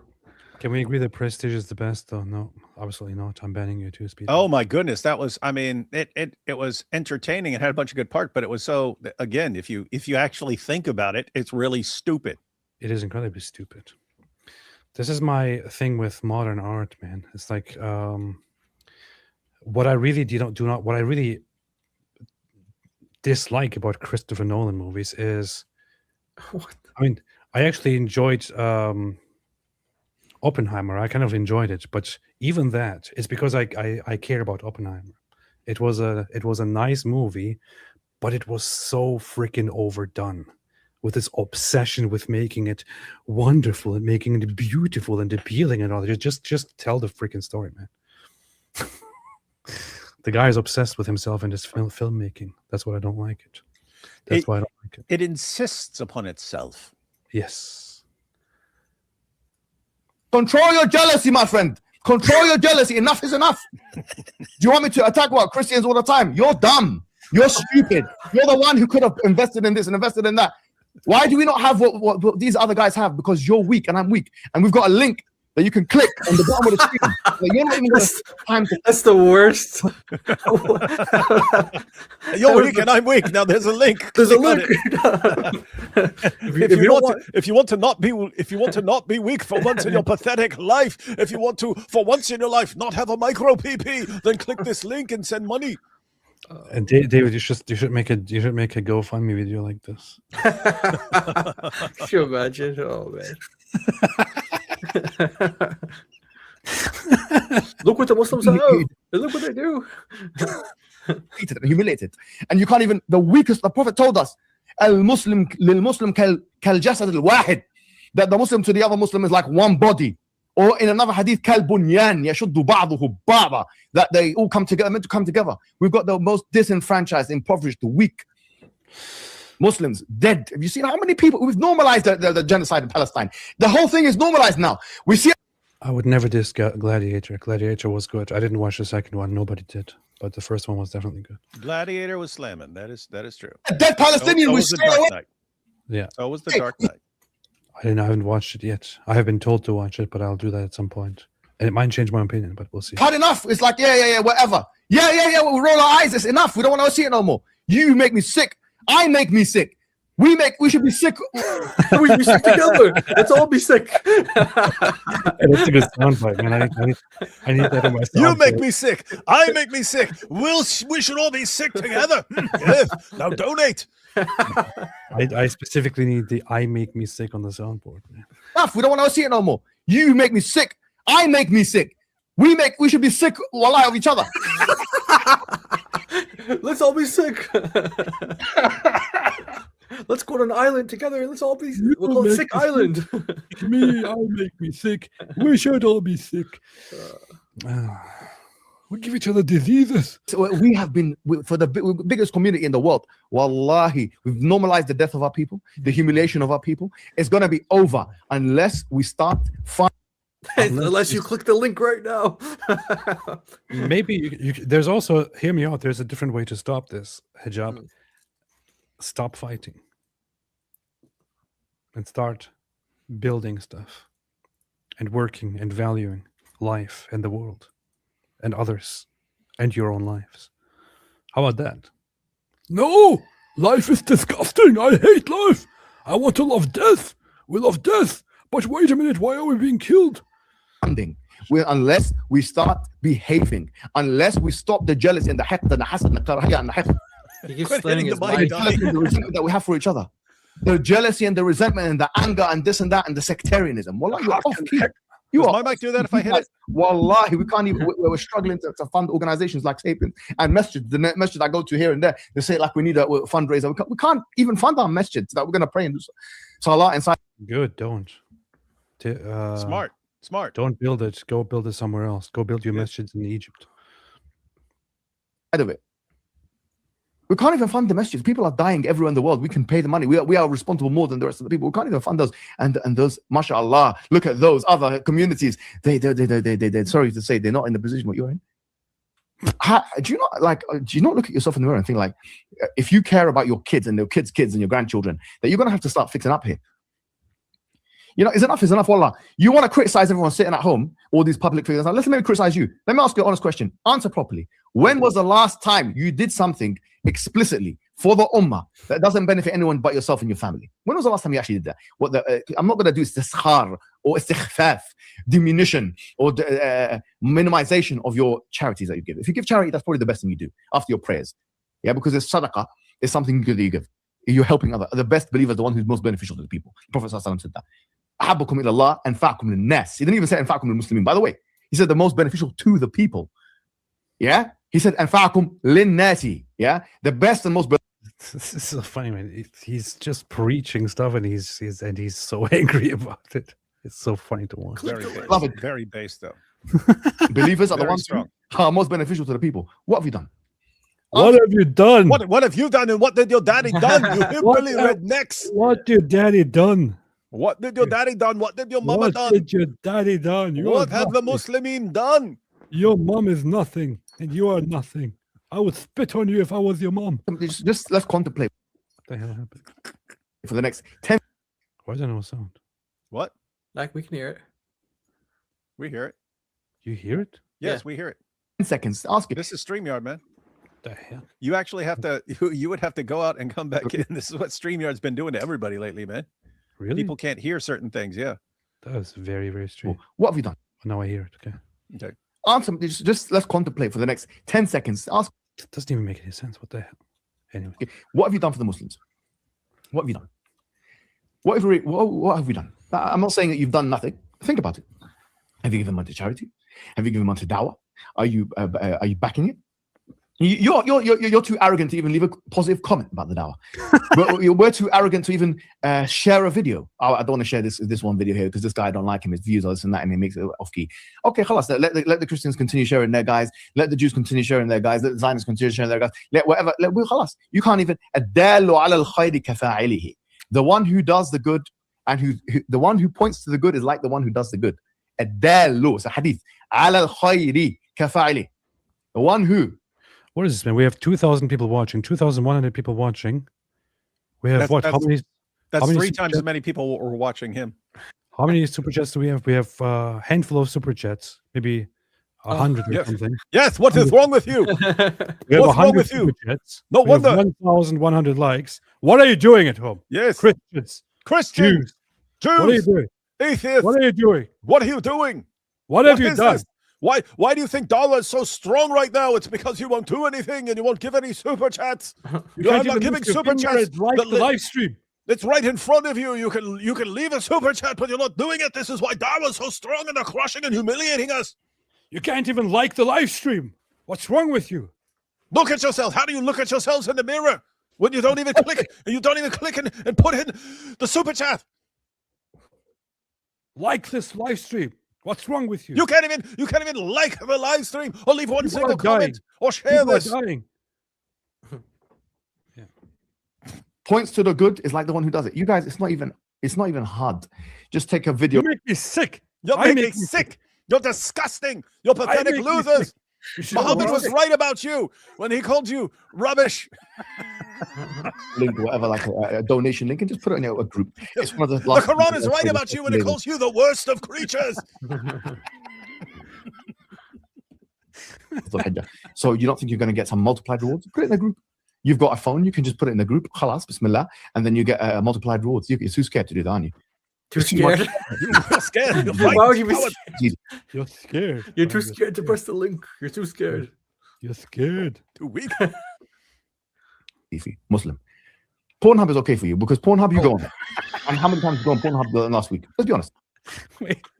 How did he jump from that to what? Wait, jumps randomly to Pornhub. So. yeah, you gotta rewind that a little bit because how did he transition from? What the heck?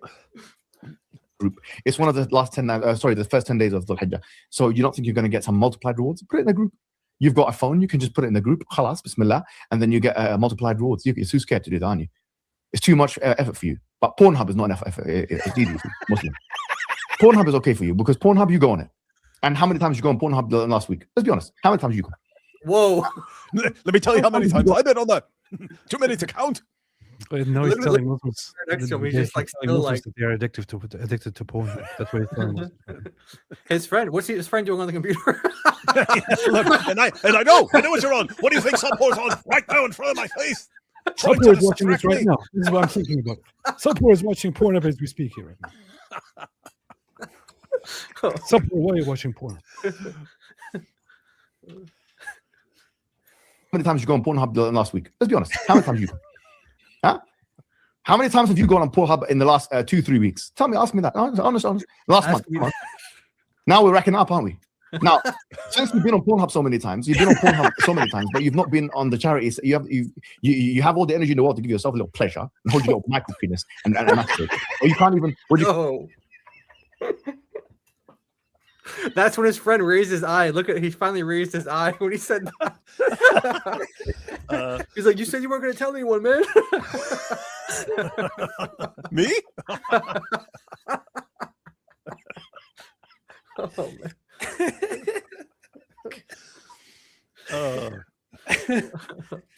Oh my god, that really escalated very quickly. Back that thing up, man. Not in the zut sense, but you need to back that thing up.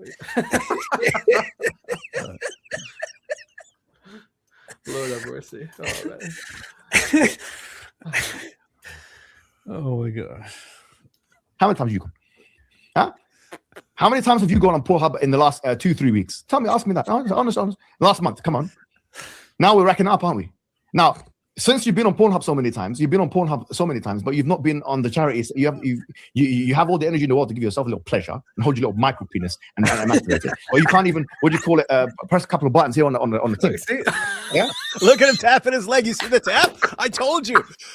Guys.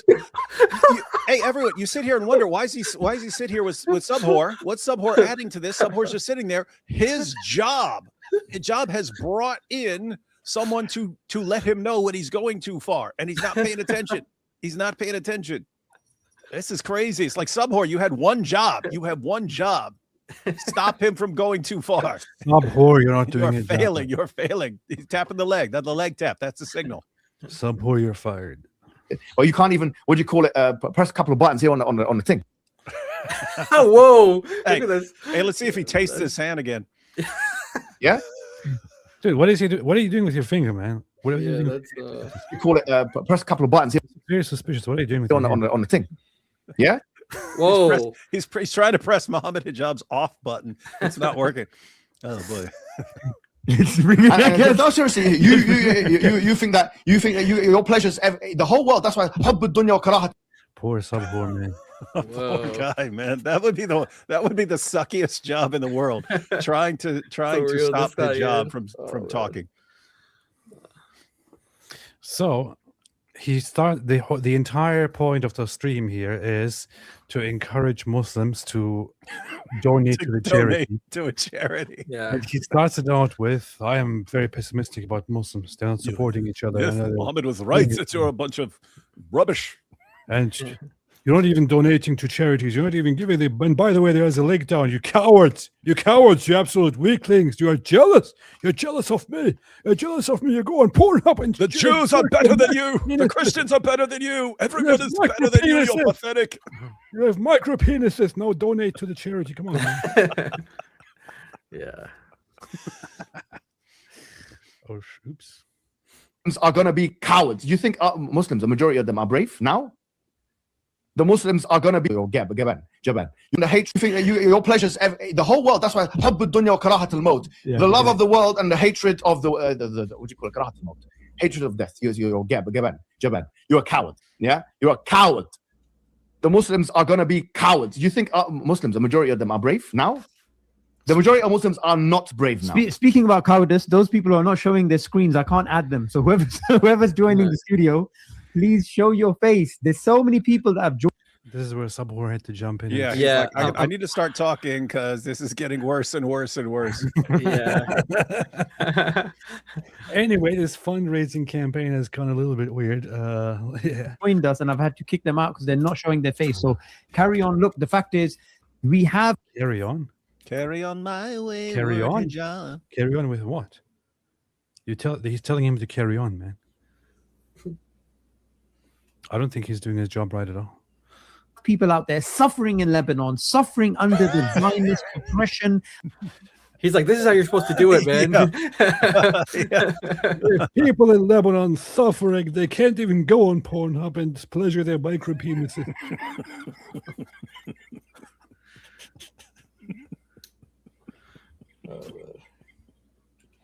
They're a bunch of cowards. Oh gosh. This is da'wah. This is Dawa 2026, Dawa. guys. This is Dawa. This This is it, is man. Dawa. This is it. Only getting worse from here, guys. This is just pure entertainment. The only reason for this is entertainment. Anyway, I think we're done with the video. Yeah, the rest of it just like an ad. The rest is trying to manipulate the audience. Yeah. Mohammed Hijab, brother, I have a zut in my house. What's zut, man? Let me know. I'll be there in 15 minutes. Grabs car keys. I've got to get the hell out of here. Big boss Ali Dawa for Inch from Hijab WhatsApp group chat. Oh yeah, that was the comment that he made in the group chat. Yeah, that's. Oh yeah. So they're sharing all their sizes with each other. So that's, of course, a very important part of having a Muslim community.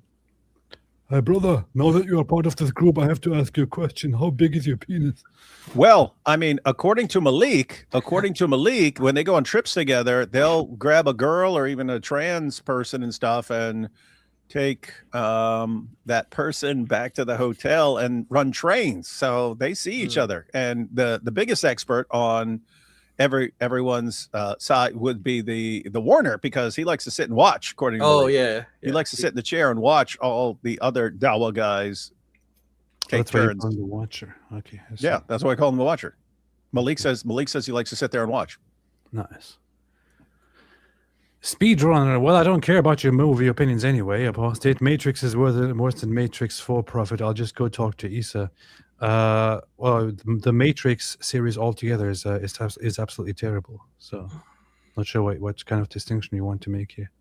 It's terribly disappointing. It's also illogical, stupid as hell. What kind of scenario is it even? It doesn't even make any sense. No, it makes perfect sense the way AI is going. The first one, yes, all the others sucked. Why would they hook them up? Well, I didn't even watch the last one. Why would they hook them up and use them? It's like there's no need for that at all. It's like it's so pointless. Yeah, that didn't make sense because it said use them as batteries. Human beings are very, very inefficient as far as energy, because so much of it goes to your brains and stuff. The original plan was that the Matrix connects all the human beings together to use their brains as a giant computer, which would actually make sense. That would actually make sense. But they changed it to batteries to make it simpler for dumber people, and then it just made no sense to anyone who knows about energy use in human beings. Yeah. I don't actually hate those movies that much. I just didn't really enjoy Matrix at all.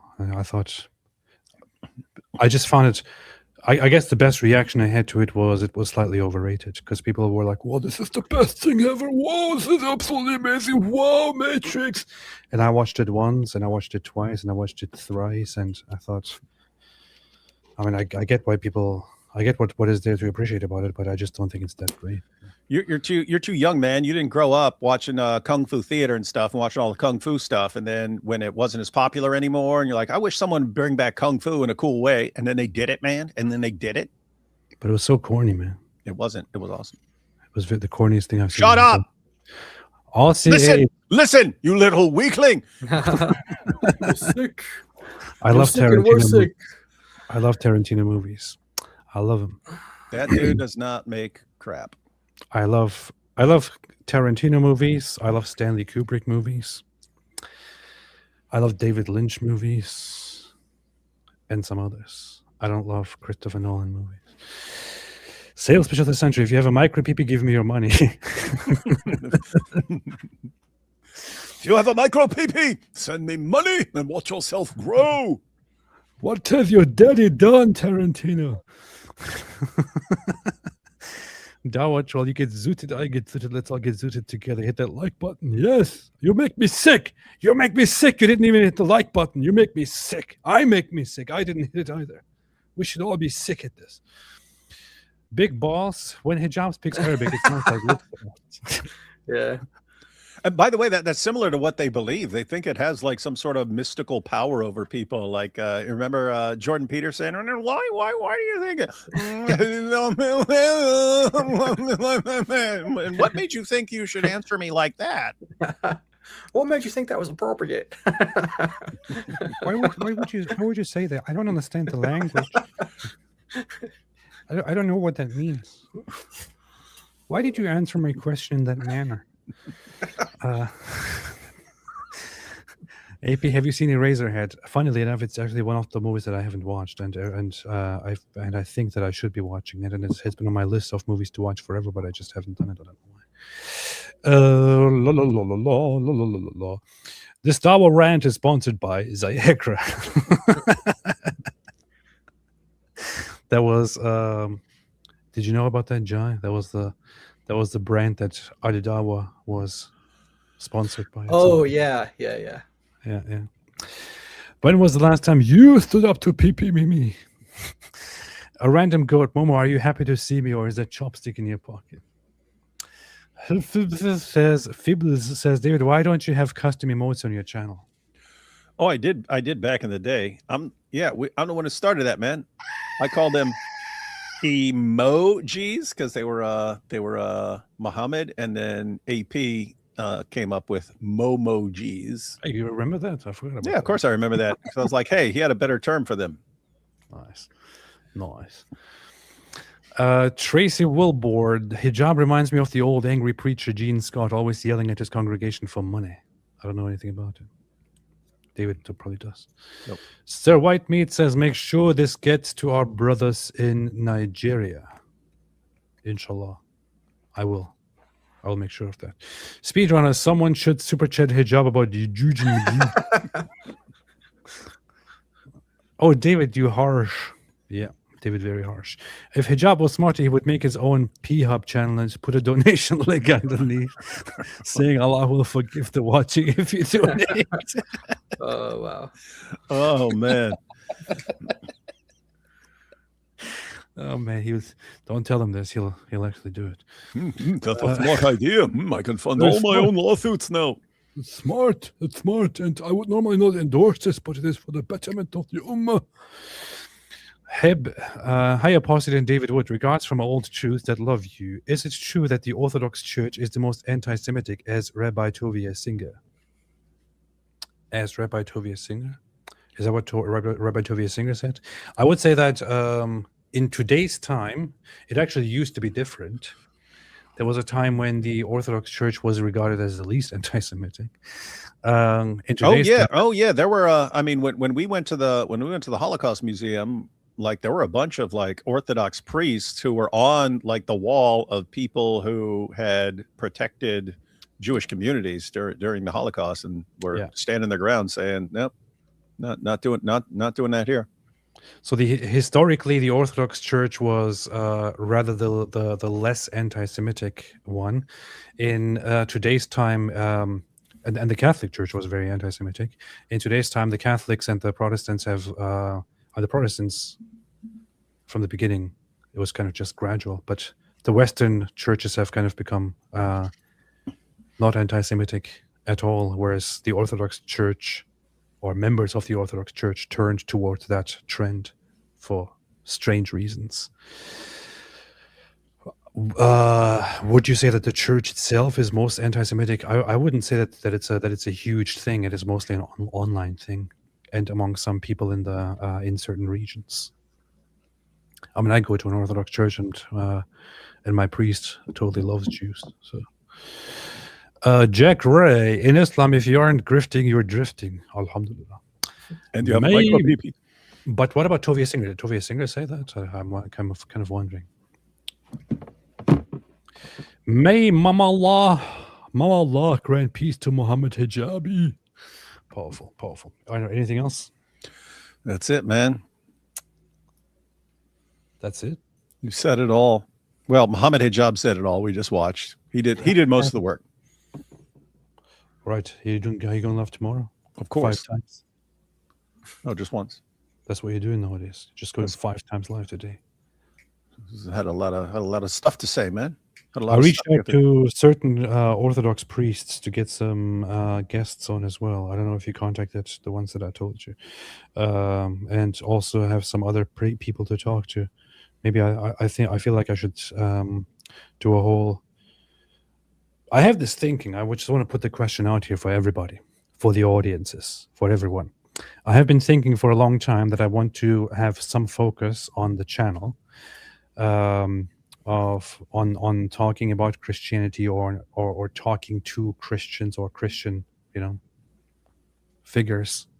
And I was wondering if I should just do that on this channel, or if I should create a second channel, a separate channel, where I have conversations with people about Christianity.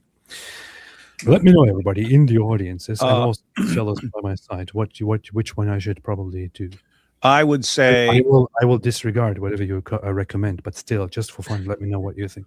I would say try it for a couple of episodes, see if people are interested, and if they're interested, then you might want to think about going to a second channel. If no one's interested, then maybe people just aren't interested in what you have to say on that topic, and they only want to hear you bashing Islam.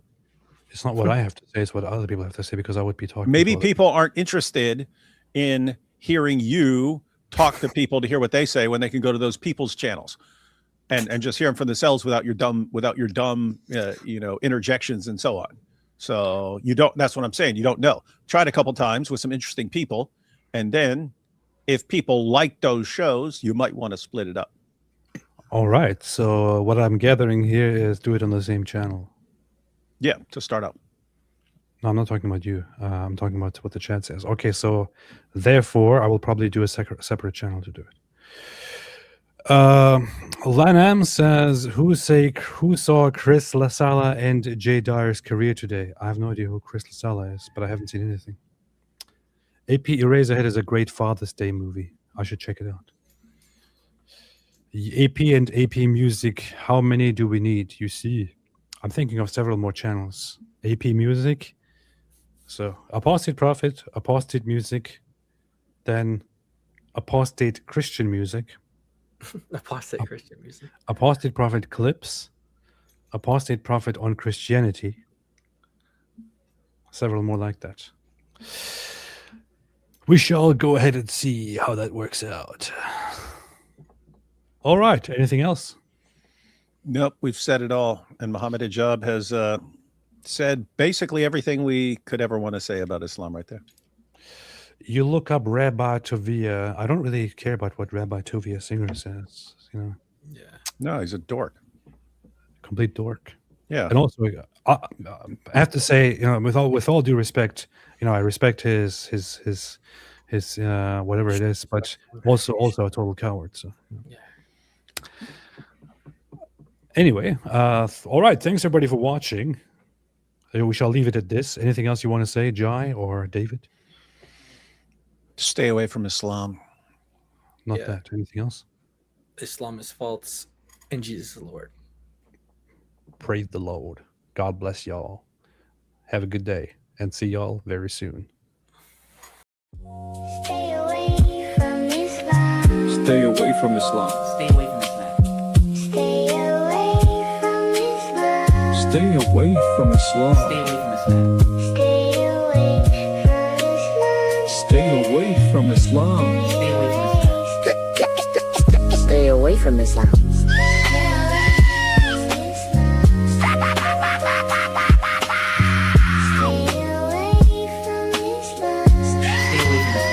Stay away from Islam. Stay away from Islam. Stay away from Islam. Stay away from Islam. Stay away from Islam. Stay away from Islam.